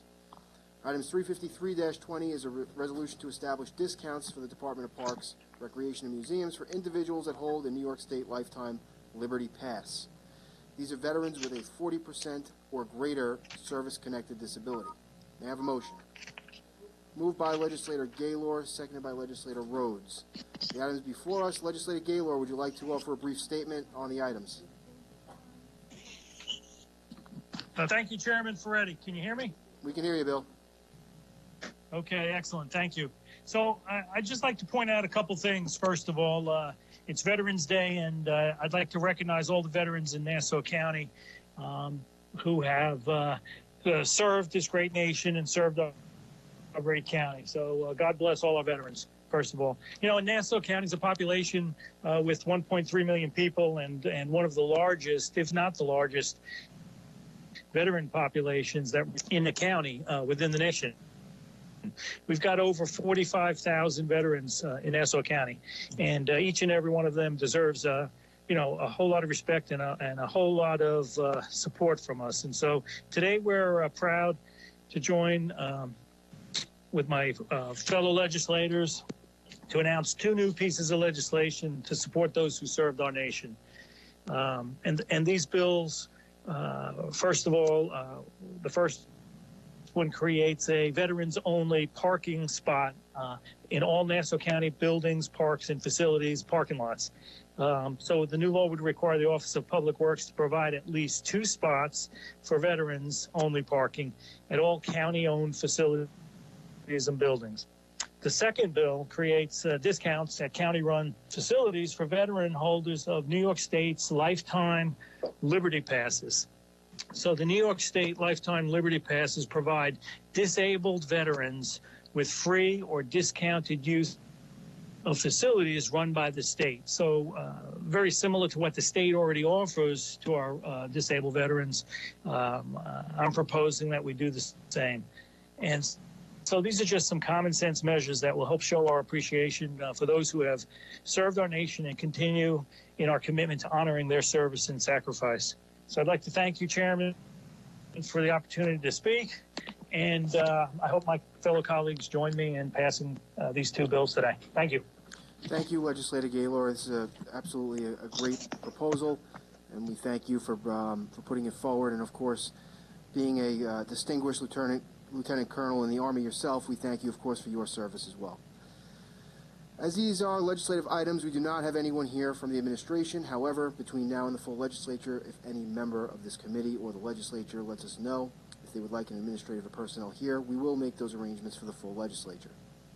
In the meantime, do we have any additional debate or discussion? Legislator Birnbaum. Yes, I don't know, maybe I would need somebody from the Parks Department, but as it stands right now, a resident needs a Nassau County leisure pass to get into one of our facilities. A veteran could get a veteran's leisure pass, which never has to be renewed, one-time fee. So now if we're saying that they need the Liberty Pass in New York State, do they no longer need a Nassau County leisure pass, a veteran leisure pass? That'd be correct. So has this been discussed with the Parks Department? Well, maybe Legislator Gaylor can address this further. No, I'm sorry, I couldn't hear it fully. The question What was is, would a person now no longer need a Nassau County leisure pass, a veteran's leisure pass, if we're accepting the New York State Liberty Pass? Yeah, that would be correct. Have you discussed this with the County Parks Department to see about, I'm just curious in terms of revenue, what that brings to the county? Yeah, I don't know the answer to that question. Because I fought hard a couple of years back about getting the leisure pass for veterans to be a one-time fee and not a renewable pass, and that was enacted. Now you're saying they no longer need any leisure pass, so I just wonder what this impact would have.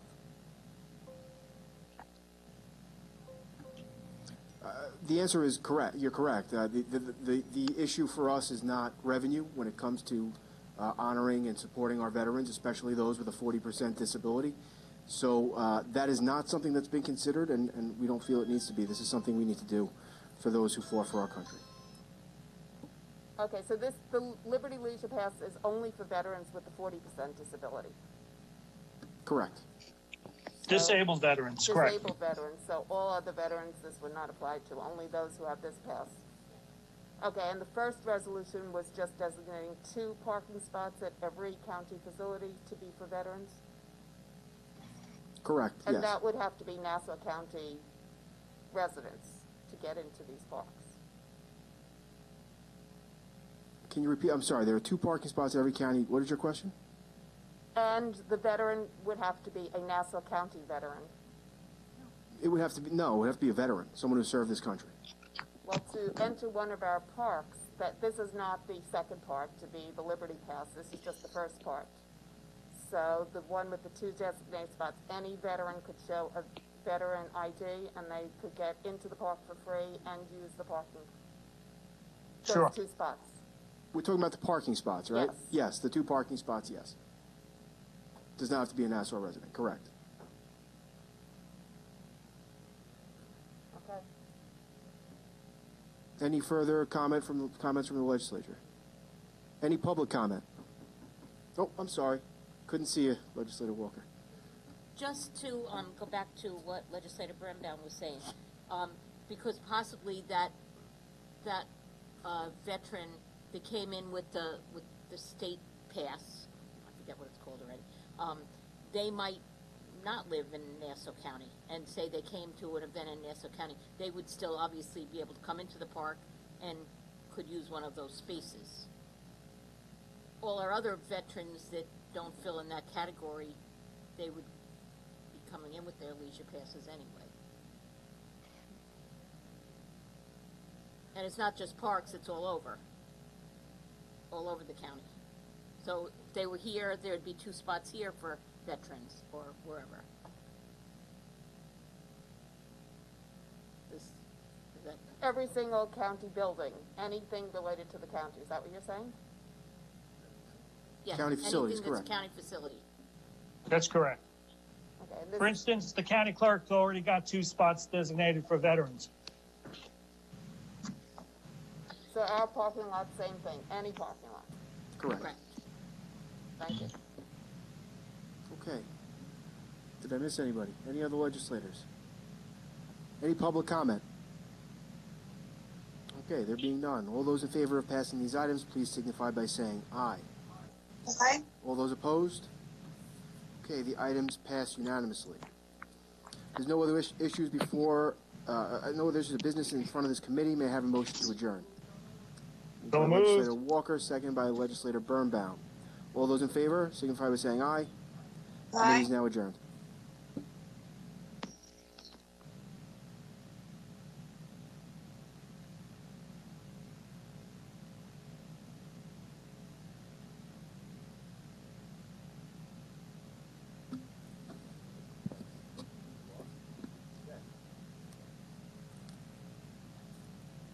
Okay, at this time I will call Public Works Committee to order. I'll ask clerk to call the roll, please. Thank you. Public Works Committee roll call. Legislator Carrier Solage.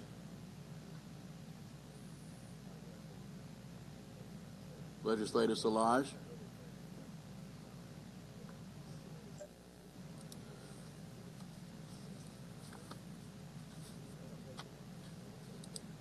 Legislator Arnold Drucker. Ranking Member Sela Bino. Legislator James Kennedy. Here. Legislator Laura Schaefer. Here. Vice Chairman C. William Gaylord III. Present. We'll try again. Legislator Carrier Solage. Okay, and of course the chairman, Legislator Vincent Muscarella. We have a quorum, sir. Yeah. Okay, Legislator Rose Walker is subbing for Chairman Vincent Muscarella. Have we heard from Carrier Solage yet, Kevin? Okay, we have a quorum, ma'am. I'll be subbing for Legislator Muscarella as chair. Thank you very much, Legislator Kennedy. Thank you. Okay, there are 8 items on the agenda today, which are clerk items number 299-20 through 305-20 and 309-20. Clerk item numbers 299-20, let's see, 299-20 through 305-20 are capital budget items, and we're going to be teeing them up. We will be hearing, there'll be a hearing of the full legislature on December 14th. 299-20 is a resolution declaring a capital budget emergency pursuant to Section 310 of the County Government Law of Nassau County. Clerk item 300-20 is a bond ordinance providing for a capital expenditure to finance the capital projects identified herein within the County of Nassau and authorizing $23,178,000 of bonds of the County of Nassau to finance such expenditure pursuant to the Local Finance Law of New York and the County Government Law of Nassau County. Clerk item 301-20 is an ordinance to amend ordinance number 174-2018 as amended, adopting the capital budget for the County of Nassau for the first year of the 4-year capital plan to commence on January 1st, 2019, pursuant to the provisions of Section 310 of the County Government Law of Nassau County. Clerk item 302-20 is a resolution to adopt the 4-year capital plan for the County of Nassau to commence on January 1st, 2020, pursuant to the provisions of Section 310 of the County Government Law of Nassau County. Clerk item 303-20 is an ordinance to adopt the capital budget for the County of Nassau for the first year of the 4-year capital plan to commence on January 1st, 2020, pursuant to the provisions of Section 310 of the County Government Law of Nassau County. Clerk item 304-20, a resolution to adopt the 4-year capital plan for the County of Nassau to commence on January 1st, 2021, pursuant to the provisions of Section 310 of the County Government Law of Nassau County. Clerk item 305-20 is an ordinance to adopt the capital budget for the County of Nassau for the first year of the 4-year capital plan to commence on January 1st, 2021, pursuant to the provisions of Section 310 of the County Government Law of Nassau County. Excuse me, I have a technical difficulty. Legislative services. Sorry, I can't understand. Oh, okay. May I have Good a motion? afternoon, this is Legislator Stock. I was on the call, I couldn't hear it. Oh, Gary, okay, thank you. May I have a motion? Moved by Legislator Walker, seconded by You hear me? Legislator Bino. Thank you. Okay. Is there any discussion?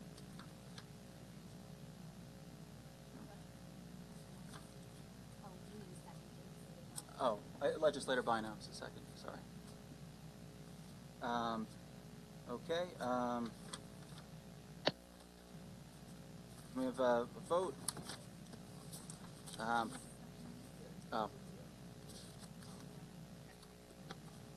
Wait, what was that?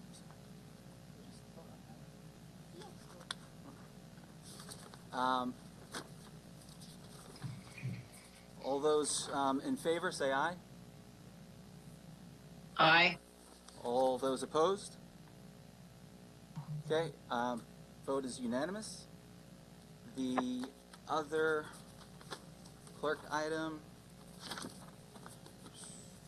number 309-20, is a resolution authorizing the County of Nassau to participate in a transportation project, providing for the restripping of various county roads, County Project H6215313, G, PIN 0761, period 23, and authorizing the county executive of the County of Nassau to execute the agreement on behalf of the county with the New York State Department of Transportation for the advancement of said aid for transportation projects in Nassau County. May I have a motion? Moved by Legislator Walker, seconded by Legislator Gaylor. Okay, the item is before us. Is there anybody here from the administration to speak? Good afternoon, Ken Arnold, Public Works. Hi, Ken. How are you? How are you? Good. This item is a master agreement with New York State DOT for pass-through of federal funds. This is associated with our pavement marking work. This is 80% reimbursement for the work, so it's $800,000 over $1 million worth of work. Okay.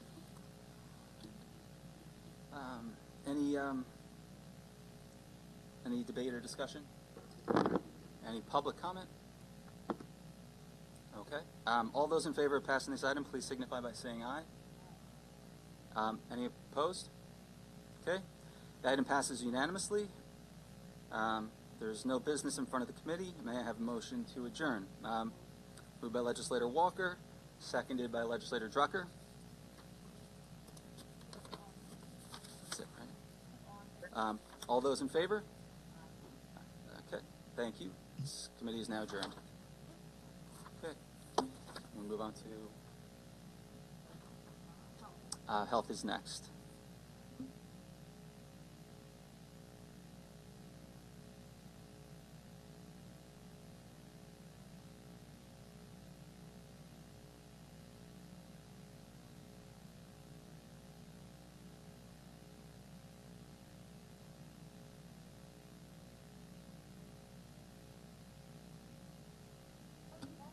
At this time, I'll call the Health and Social Service Committee to order, and I'll ask the clerk to take the roll.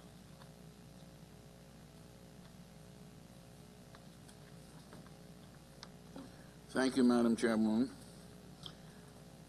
Health and Social Service Committee roll call. Legislator Josh Lafazan.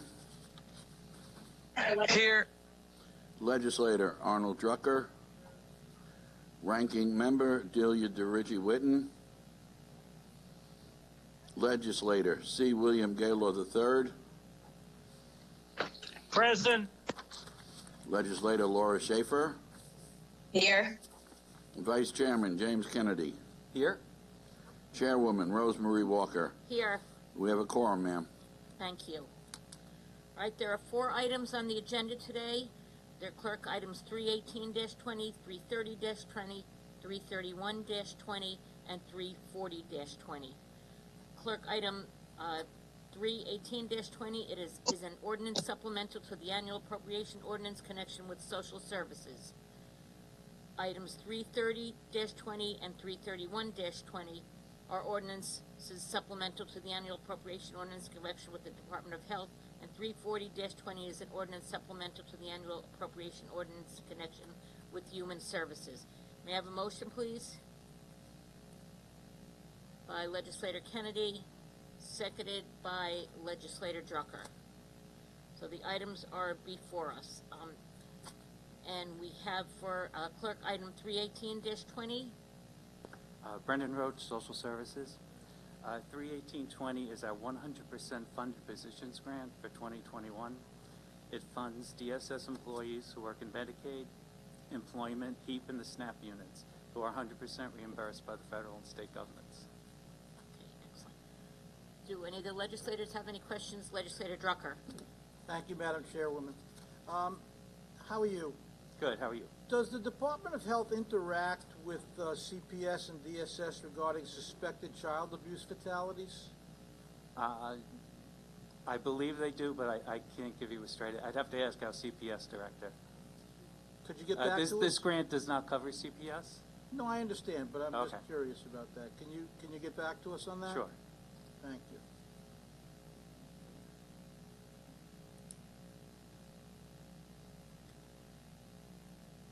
Any other questions or comments from the legislature? Any public comment? Okay, hearing none. Do we have someone from administration to speak on items 330-20 and 331-20?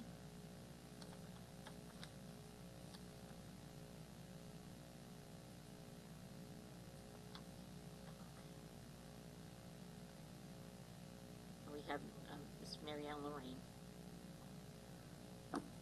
Good afternoon, Mary Ellen Lorraine, Department of Health. Item 330-20 is a supplemental appropriation. It's the amount of $70,000.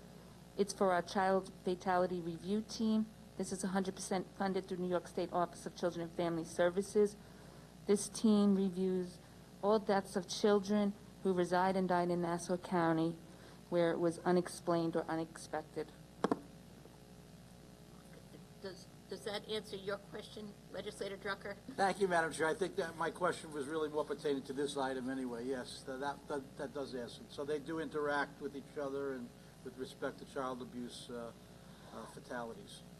All the agency, all the different departments. Yes, there are different departments on the team. Yes, is that what you asked? Yes. Yes. Thank you. Thank you. Are there any other questions from the legislators regarding item 330-20? Okay, we'll move on to item 331-20. It's supplemental appropriation. It's in the amount of $145,955. This is for the Drinking Water Enhancement Program funded through New York State Department of Health. This program assures the 46 water districts adhere to Part 5 of the New York State Sanitary Code and the Nassau County Public Health Ordinance. The program collects and reviews drinking water samples, inspects, enforces, and reviews engineering plans for the water systems in Nassau County. Thank you, and I know that job alone keeps your health department very, very busy. Yes, it's a big program. So thank you for that. Are there any other legislators that have any questions or comments? Yes, Legislator Dirigi Whitten. Thank you. Is this also going to cover the checking for the PFAS and 1.4 dioxin? Yes, Okay. yes, that was implemented in August by the state.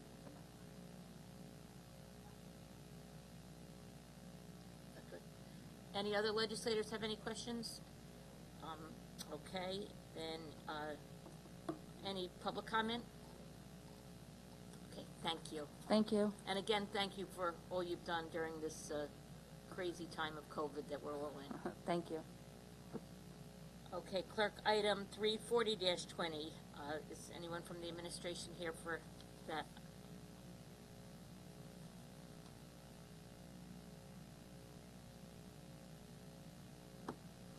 Good afternoon, Brian Hall from Human Services. This supplemental is from New York State Department of Mental Health. It's for $375,000. It's 100% reimbursable from the state, and it's to be used for the children's side of mental health. Any questions from any of the legislators?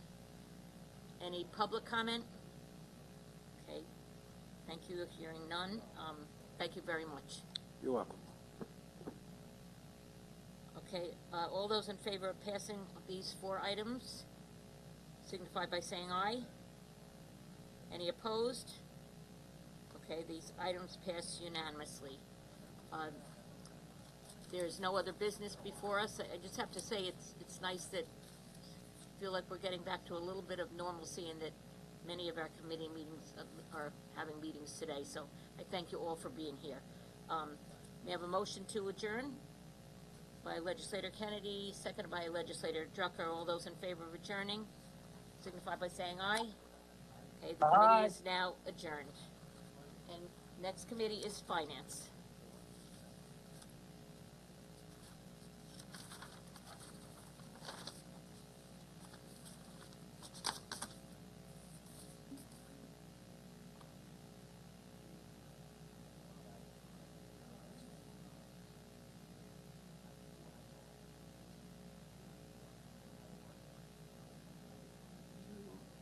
Mail the photos that were for the Glen Cove she deliver them if you haven't.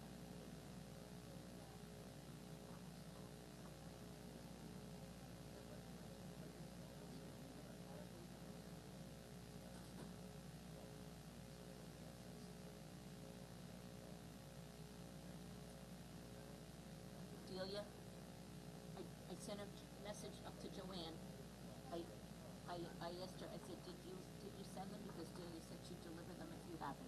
So, I know, I try sometimes to just do, I figure it saves a little money and, you know, it's nice sometimes to go and bring them the pictures, so. But that was such a nice day, so, oh, thank you. He's such a sweetheart. And when he asked would I come, and I'd be like, you know, I'd love to. I'd love to. So, thank you. See, that's how I feel.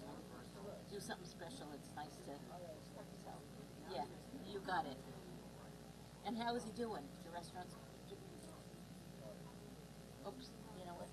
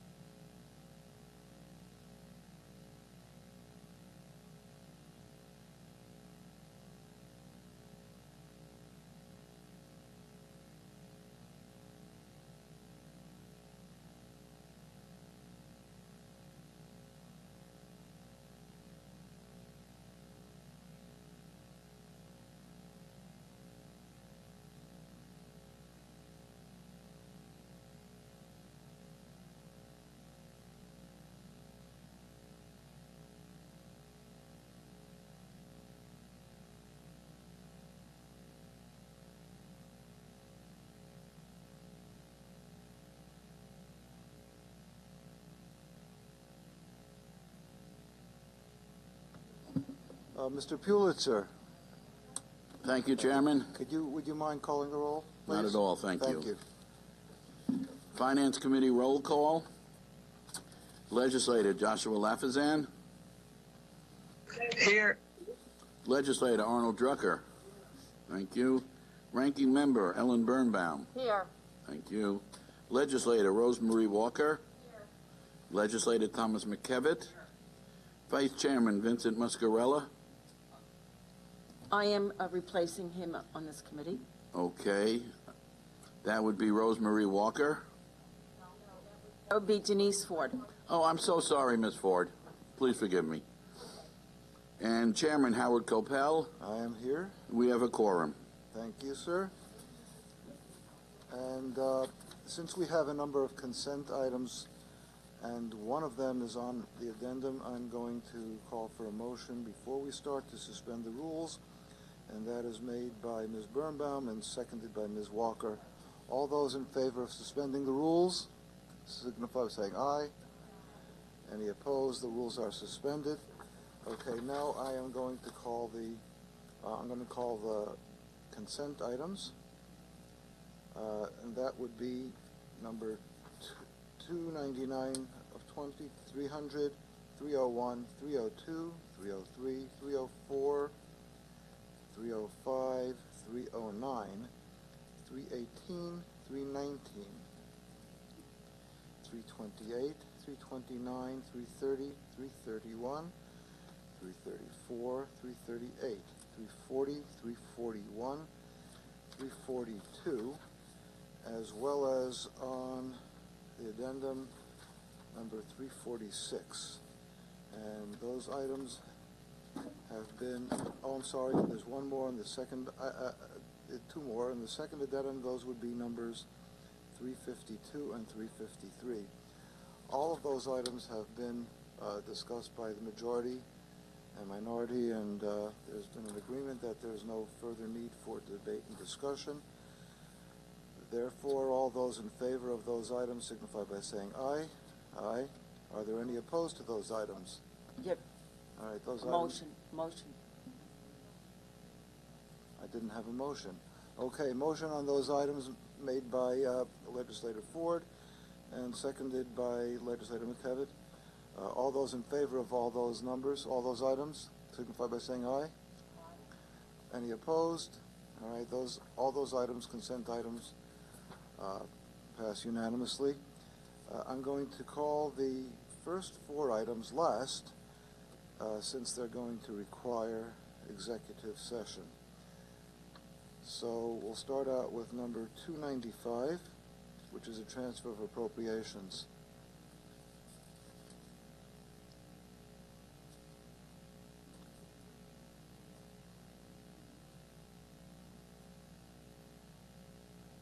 Good afternoon. All right, motion by Legislator Walker, sorry. That's my second time today so far. Seconded by Legislator Birnbaum. All right, go ahead, please. I'm sorry. Andy Persico for the management budget. Item 295 relates to the money received for the census money that we originally had put into the wrong line item. We had to poll this with the legislature, and this was just reallocating the funds into the appropriate codes. Thank you, Andy. Are there any questions? Okay. All those in favor of number two? Well, we're going to vote at the end, so we'll have a chance for public comment for those. Okay. The next items I'm going to call together are number 320, 321, 322. Motion on those items by Mr. Lafazan, seconded by Mr. McKevitt. All right, and those are all items in connection with the Office of Community Development.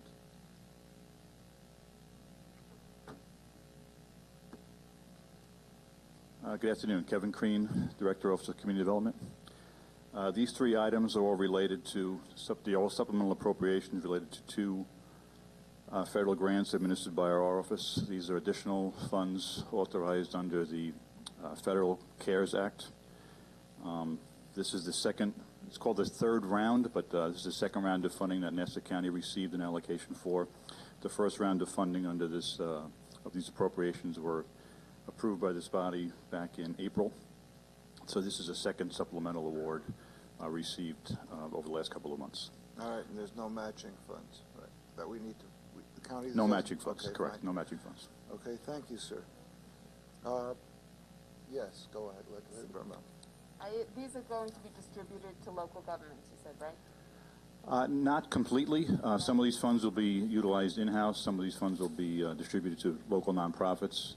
So the supplemental appropriations are, the Emergency Solutions Grants Program funding is generally going to be with nonprofits, but there will be some collaboration with the Office of Department of Social Services to carry out some of those activities. Under the Community Development Block Grant Program, which is item 32220, it's HI 85. Those funds, the majority of them are actually going to be contracted with nonprofits to carry out some activities that were not funded or that were not addressed under the first round of funding. Okay, so these are economic development activities and rental assistance as well. Okay, but when you said to assist local governments, you didn't mean government municipalities. When I said local government? Yeah, I thought you said to assist local governments. I'm not sure what context I said that in, but Okay. but the funding that we will be received by Nassau County and will be administered by both local municipalities and nonprofits. The first round of funding was distributed to both. I think it was probably higher percentage for nonprofits, just because local municipalities don't have the infrastructure to carry out service type activities, the mental health appropriations, the food bank, the emergency food distribution, the economic development programs that were carried out under the first round were not generally provided by the municipalities. They were provided by nonprofit organizations. All right, thank you. Anyone else? Okay. The next group will be supplemental to the Department of Parks, and those are numbers 323 and 324. Motion by Mr. Drucker, seconded by Ms. Walker. Victoria Queso, Department of Parks. Both 323 and 324 are supplemental appropriations having to do with our hotel motel tax. The first one is having to do with what? Sorry? I didn't understand. Hotel motel. Oh, okay. 323 is in the amount of $163,300, and 324 is in the amount of $570,000. Are there any questions, any discussion? Okay, thank you. The next group will be numbers 325, 326, and 327, and those are all transfers of appropriations.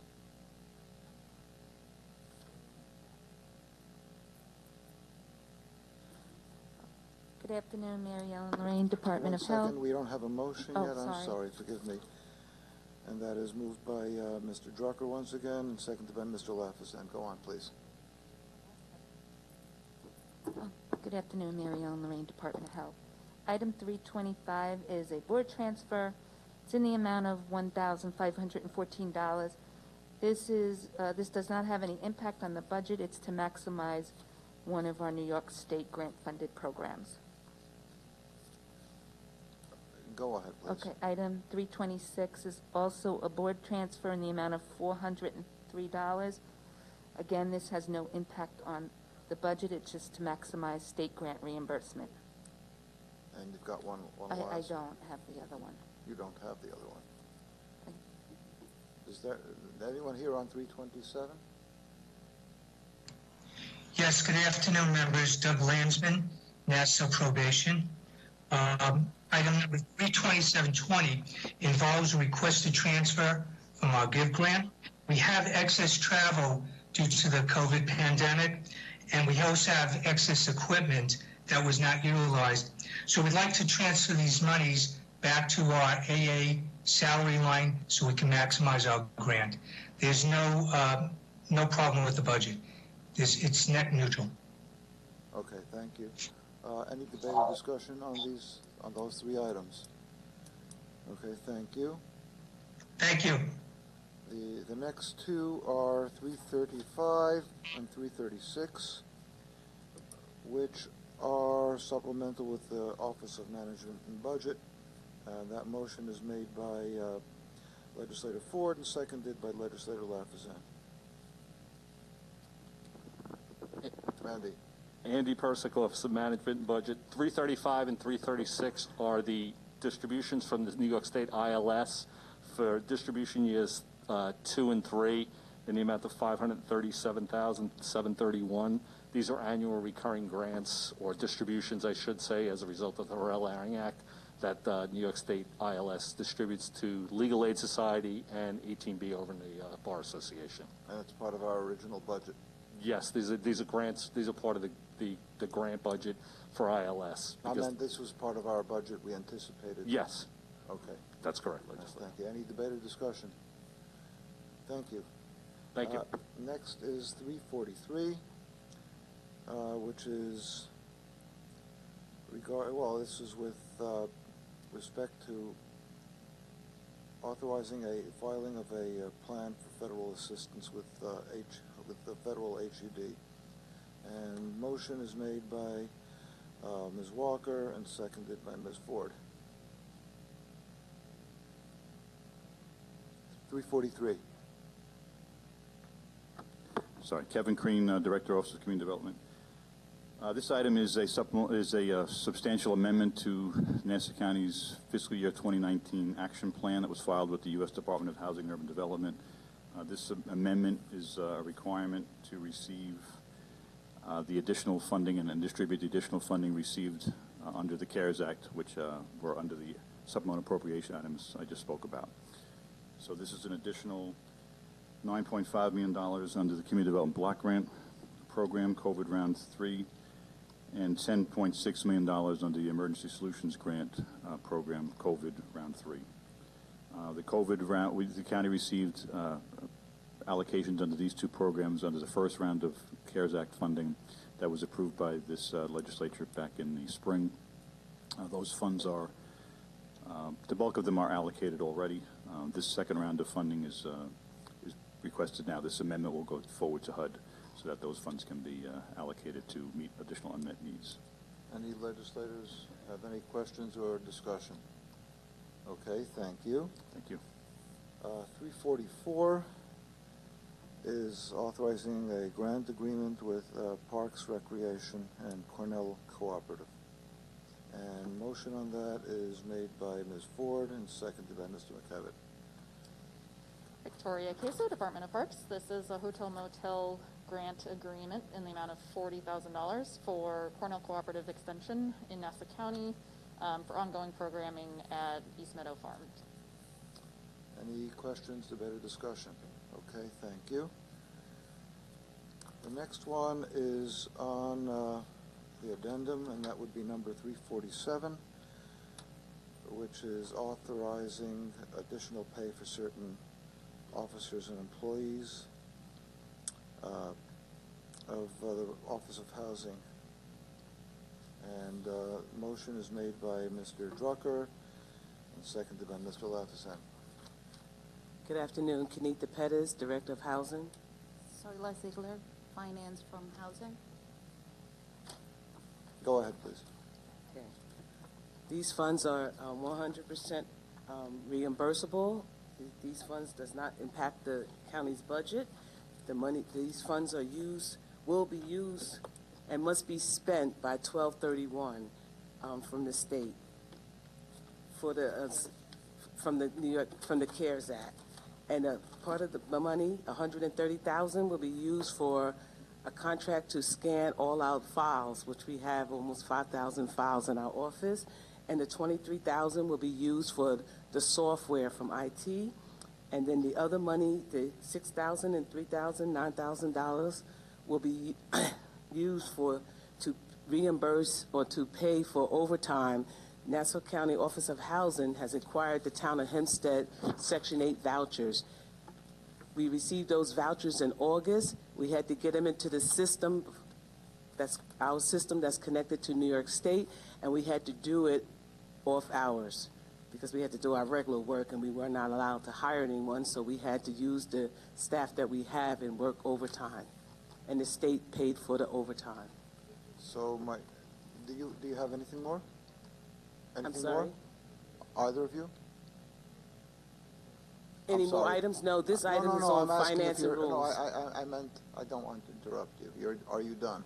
Yes. That was my question. Okay. So explain, if you would, in terms of this grant. First of all, let me ask you this. The people who are to get overtime here, what kind of employees are they? Which employees are they? These are certified housing specialists. And is that essentially pretty much all of the, do you have these management, or these union? What is there? These are all ordinance employees. And do you have union employees as well? No.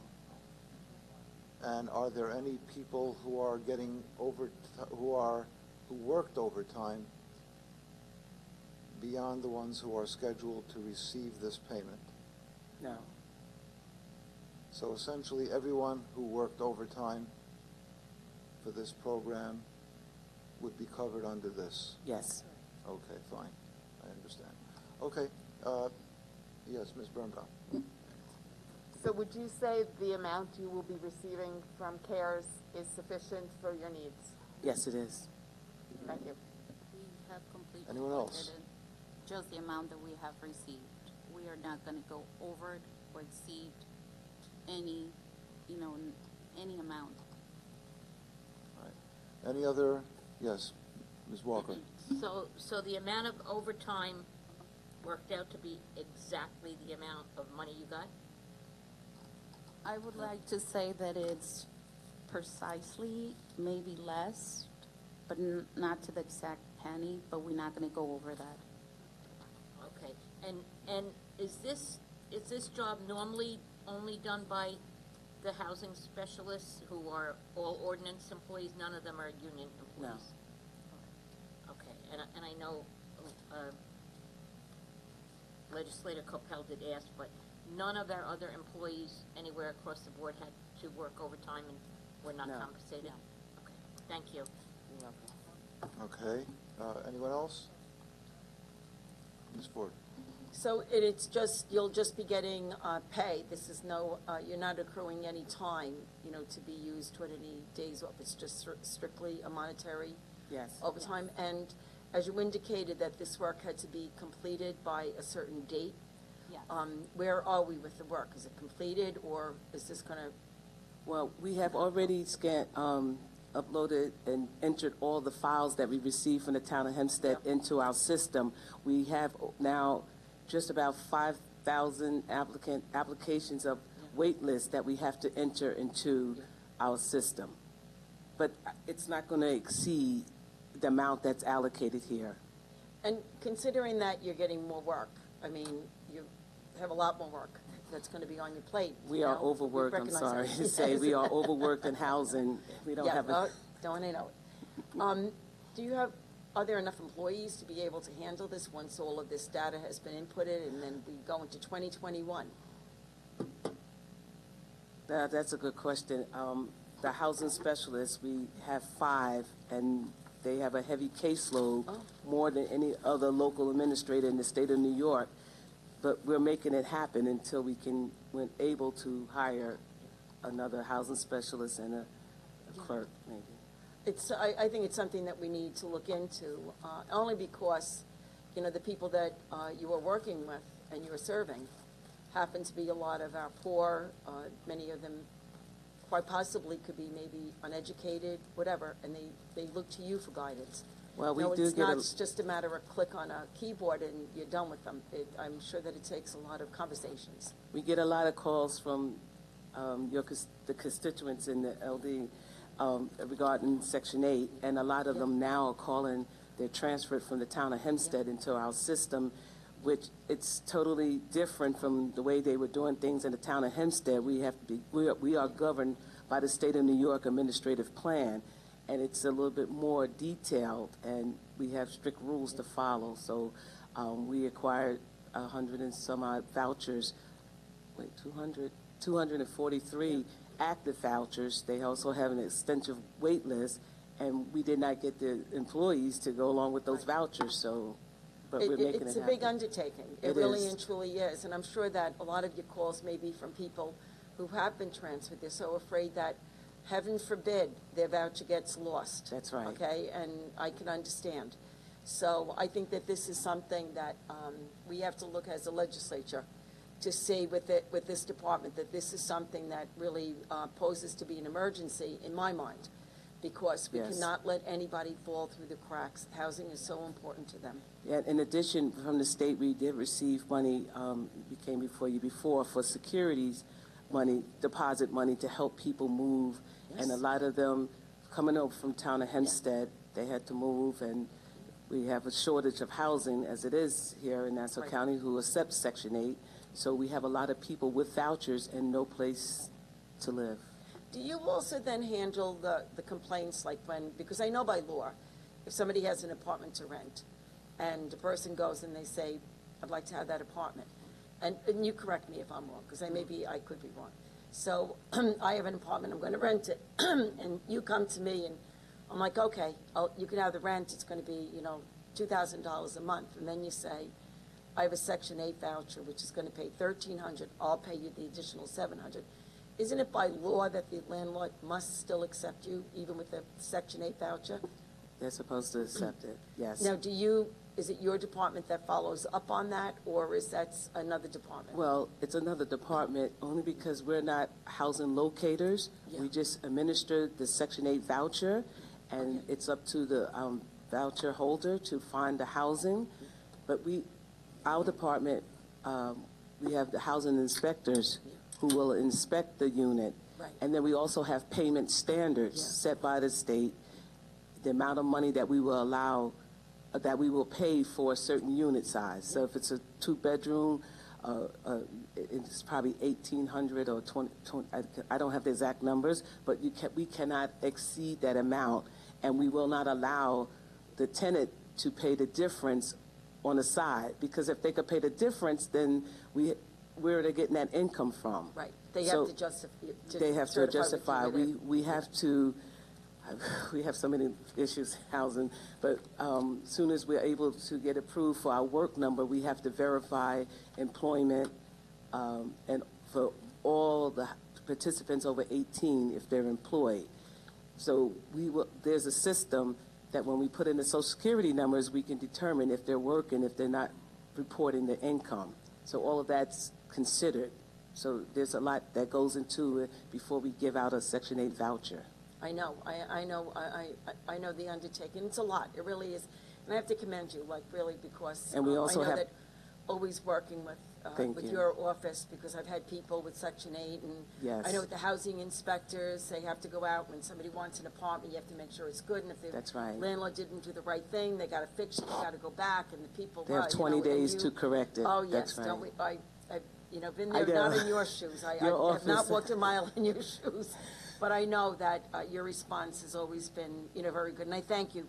So that's Thank why you. I think it's very important that we listen to what you're saying right now, knowing that your workload is getting higher and the need for additional personnel, because we're not, these people are not rich. They're frightened, they're scared, housing, everything, and I think that we need to do the best that we can for them. So I hope that my fellow legislators, if we need to increase their numbers, we could all join The together on increase something came like from this. receiving the town of Hempstead, acquiring their vouchers. That's where we have the overload. All right. Thank I you. know you can handle it, but thank you. We're trying. Thank you so much. You're welcome. Legislator Walker. I just want to say that I agree with Legislator Ford. I think you were overloaded before, and now you're really, really overloaded. And trying to make sure you get everyone into the system, and, certainly that nobody gets lost in the shuffle, which can happen, especially when Yes. you're trying to, get files from here and put them to you, whatever. I just have another question, because we get bombarded with calls too, although it's really not up to us, it's really to the other local municipalities, but do you make sure these are legal apartments? I just always feel bad when someone moves into a place and they finally get settled, and especially if they have children involved and whatever, and they're finally located someplace, and then all of a sudden, you know, there's complaints and complaints and complaints because they moved into an apartment and a home that isn't really supposed to have an Well, apartment. our inspection department worked closely with the local building departments in the local villages as well as in the town. So if there's a basement apartment, which it's not allowed, we won't approve a basement apartment. If it's not illegal, if it's not apartment that was grandfathered in, we work along with the building department just to make sure that it's a legal basement apartment. And those are usually the apartments that are illegal that we find, the basements of certain attics without egress. Right, because you worry too for the safety of those people then moving in there, that God forbid, you know, there was a fire, or God forbid there was an emergency, they couldn't even escape. And now sometimes the participants don't understand it when we have to deny that unit because it's not legal or certain means of egress is, you know, not appropriate, and they get upset with us because they've been searching for a unit for months. We allow them to get an extension, but they're already at their wits' end, and they're willing to take anything, but we can't approve it. No, and then they will call their legislators, and then, you know, it's hard for both of us. Yeah. And then we're caught in the middle too. That's because right. Then you have the other residents that are saying, well, they can't be there, and then your heart is aching for someone because we really don't have enough housing. We don't. No. You know, and it's sad. In our office, I'm sorry to say, I know I've received calls from several of your offices. If there's a complaint against a house on your block that's a Section 8 because the landlord is absent, lives somewhere else, that's a landlord-tenant issue. That's not a Section 8 Nassau County Office of Housing issue. Only the unit itself, but if unless you can prove that there's occupants in the house that's not listed on the part of the household composition, then they're in violation. But other things that happen, because they're allowed to have visitors, and if other activities happen, unfortunately, we can't address that. It's actually a landlord-tenant matter. Right, and I know it's so unfortunate. I know it's difficult because I did have homes in my district where it was a Section 8 home, and then the people in that home that was Section 8, they kind of had other people coming in who didn't even realize it was Section 8, and those people are paying the Section 8 people to come in. But now in that neighborhood, illegal. There's all these people in one house, and again, like you feel, and I'm sure that doesn't happen, that's not the norm, but when it does happen, that's an added extra problem, you know, within the community. But if if you think it's outside of the normal right, and mother, father, the or issues children, that I had, you can report that to us because we will send out an investigator to check the house to make sure that the occupants listed on the lease are the actual occupants who are living in the house. Right, and you were extremely helpful. I don't know if it was you, but you were extremely helpful you know, for us. And finally that house now could no longer be a Section 8 home because the landlord of that home was really not doing the right. He wasn't doing the right thing, and nor were the original Section 8 people living there. But Legislative Walker, sometimes I know this is beyond what I'm supposed to be doing at Section 8, but we sent a letter out to the landlord making them aware that there's been some allegations, and a lot of times they get nervous and they correct the problem. So that's what I do when I get a call or a constituent affairs call. I send out a letter, and hopefully that will correct it. But that's the extent of what I can do in a situation like that. Right. So well, I thank you for all you're doing, and thank like you. I said, I totally agree that your workload has been heavy enough, and we have to address the fact that you need additional staff there. Thank you so much. Thank you. Thank you. Okay, thank you. I guess, anyone else? Did I miss anyone? Okay, thank you. Number 348, and that is a resolution amending the boundary description of the collection and disposal zone of assessment to include real property in the village of Lawrence. So moved. And that is moved by Ms. Walker, and it is seconded by Mr. Drucker. Have we anyone here for this?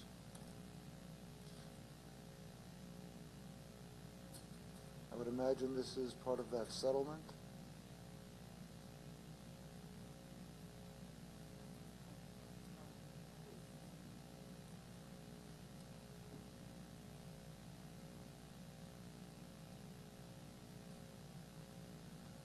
Sorry. So this item is the follow-up to the recently passed IMA and settlement where we now are required to put the people within the village of Lawrence into the zones of assessment for collection and disposal. That's what this ordinance will do. What about Cedarhurst? Cedarhurst, they had a different arrangement. They don't get entered into the district until their debt is paid. Got it. All right. Any questions, debate, or comment, legislators? Okay, thank you, Ken. Now back on the main calendar, we'll do number 306, and that motion is made by Mr. McKevitt and seconded by Mr. Lafazan, and that is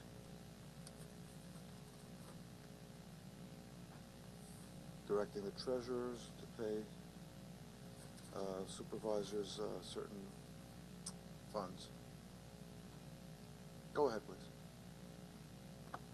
Hi, Deirdre Calley, Legislative Budget Review.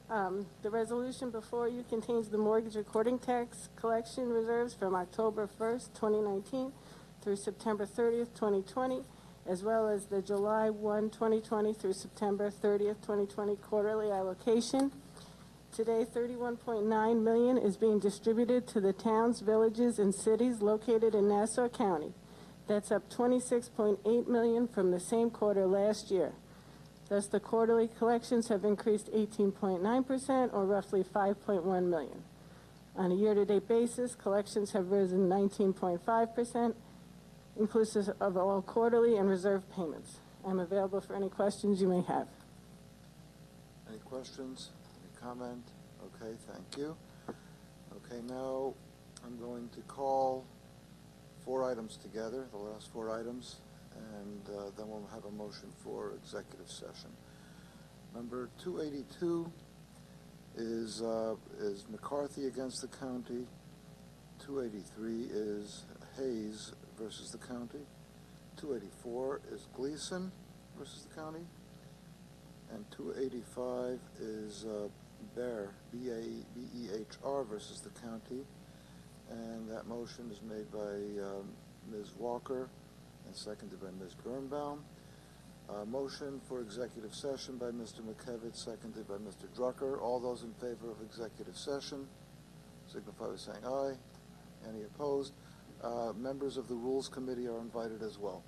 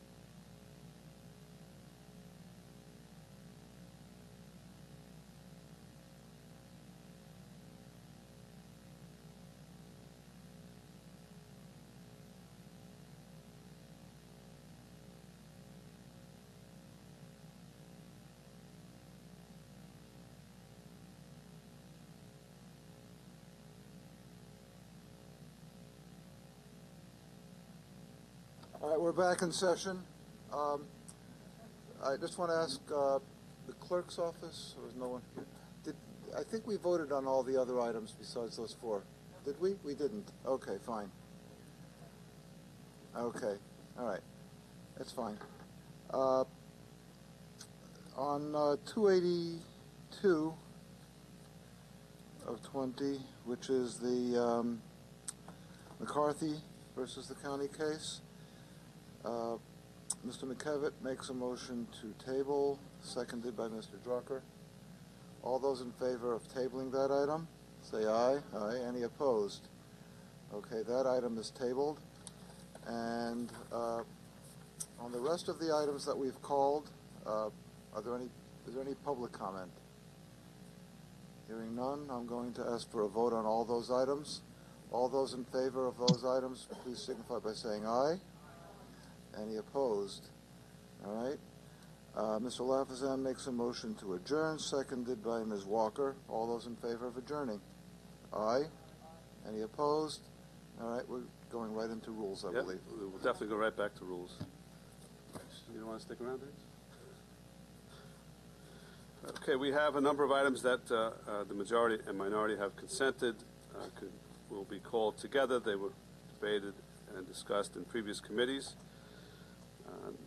These are 282, 2020, 283, 284, 285, 295, 299, 300, 301, 302, 303, 304, 305, 306, 309, 318, 319, 320, 321, 322, 323, 324, 325, 326, 327, 328, 329, 330, 331, 334, 335, 336, 338, 340, 341, 342, 343, 344, and that's it for now. Motion by Legislator Rhodes, second by Legislator Walker. We have also addendum items to call as part of the consent count. I'm sorry, it wasn't Legislator Walker, it was Deputy Presiding Officer Copel. So we have addendum items, so we need a motion to suspend the rules for those. Moved by Legislator DeReggie Whitten, seconded by Legislator Schaefer. All in favor of suspending the rules signify by saying aye. Aye. Those opposed? Rules are suspended. So continuing with items that are on the consent calendar, 346, 347, 348 on the first addendum, 352 and 353 on the second addendum. Again, all those items.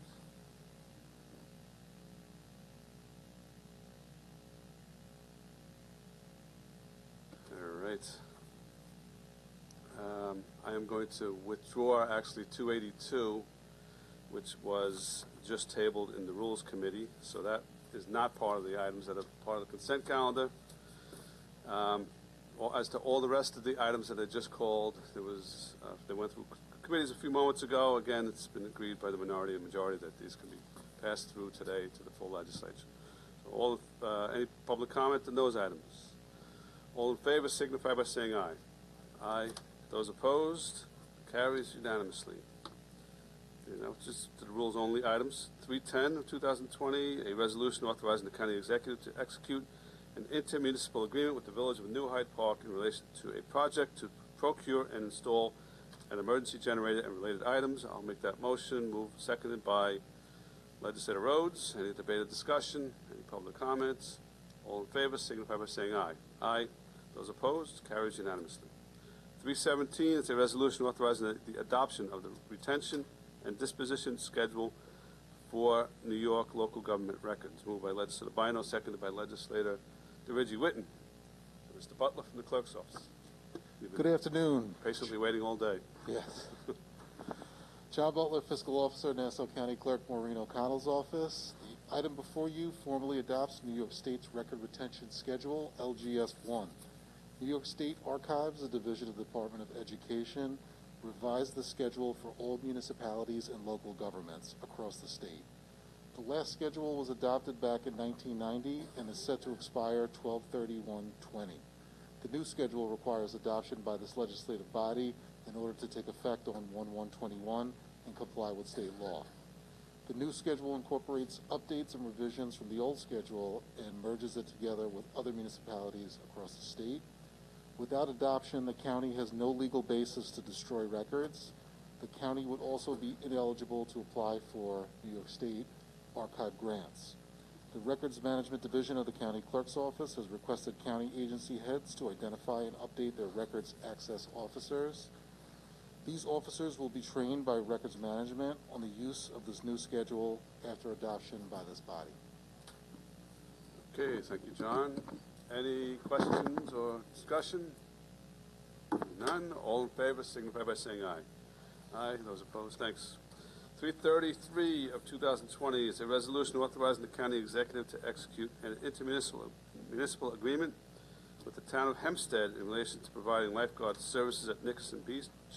Moved by Deputy Presiding Officer Coppell, seconded by Minority Leader Abraham. Victoria Queso, Department of Parks. This is a 5-year intermunicipal agreement with the Town of Hempstead Parks Department to provide lifeguarding services at Nickerson Beach over the summer. It is for a maximum of $300,000 per year, but we are encumbering $165,000 based on previous years. Okay, thank you. Any questions or discussion? Nope. All in favor signify by saying aye. Those opposed, carries unanimously. 337 in 2020, a resolution to amend Resolution 387 of 2008 as last amended by Resolution number 421 of 2019 to designate newspapers to publish and identify the real property listed by school district number located wholly or partly in the towns of Hempstead, North Hempstead and Oyster Bay, the cities of Glen Cove and Long Beach, on which real estate tax liens are subject to sale by the county treasurer for unpaid tax. Moved by Legislator DeReggie Whitten, seconded by Legislator Rhodes. Any debated discussion, public comment? All in favor signify by saying aye. Aye. Those opposed, carries unanimously. There is one item left on the first addendum. That is 345 of 2020, a resolution authorizing the county executive to execute an intermunicipal agreement with the East Meadow Union Free School District to purchase and install new playground equipment. Moved by Legislator Schaefer, seconded by Legislator Bino. Any debate or discussion? Public comment? All in favor signify by saying aye. Opposed? Carries unanimously. Motion to adjourn by Legislator Rhodes, seconded by Legislator DeReggie Whitten. All in favor of adjourning signify by saying aye. Those opposed? Okay, we are adjourned.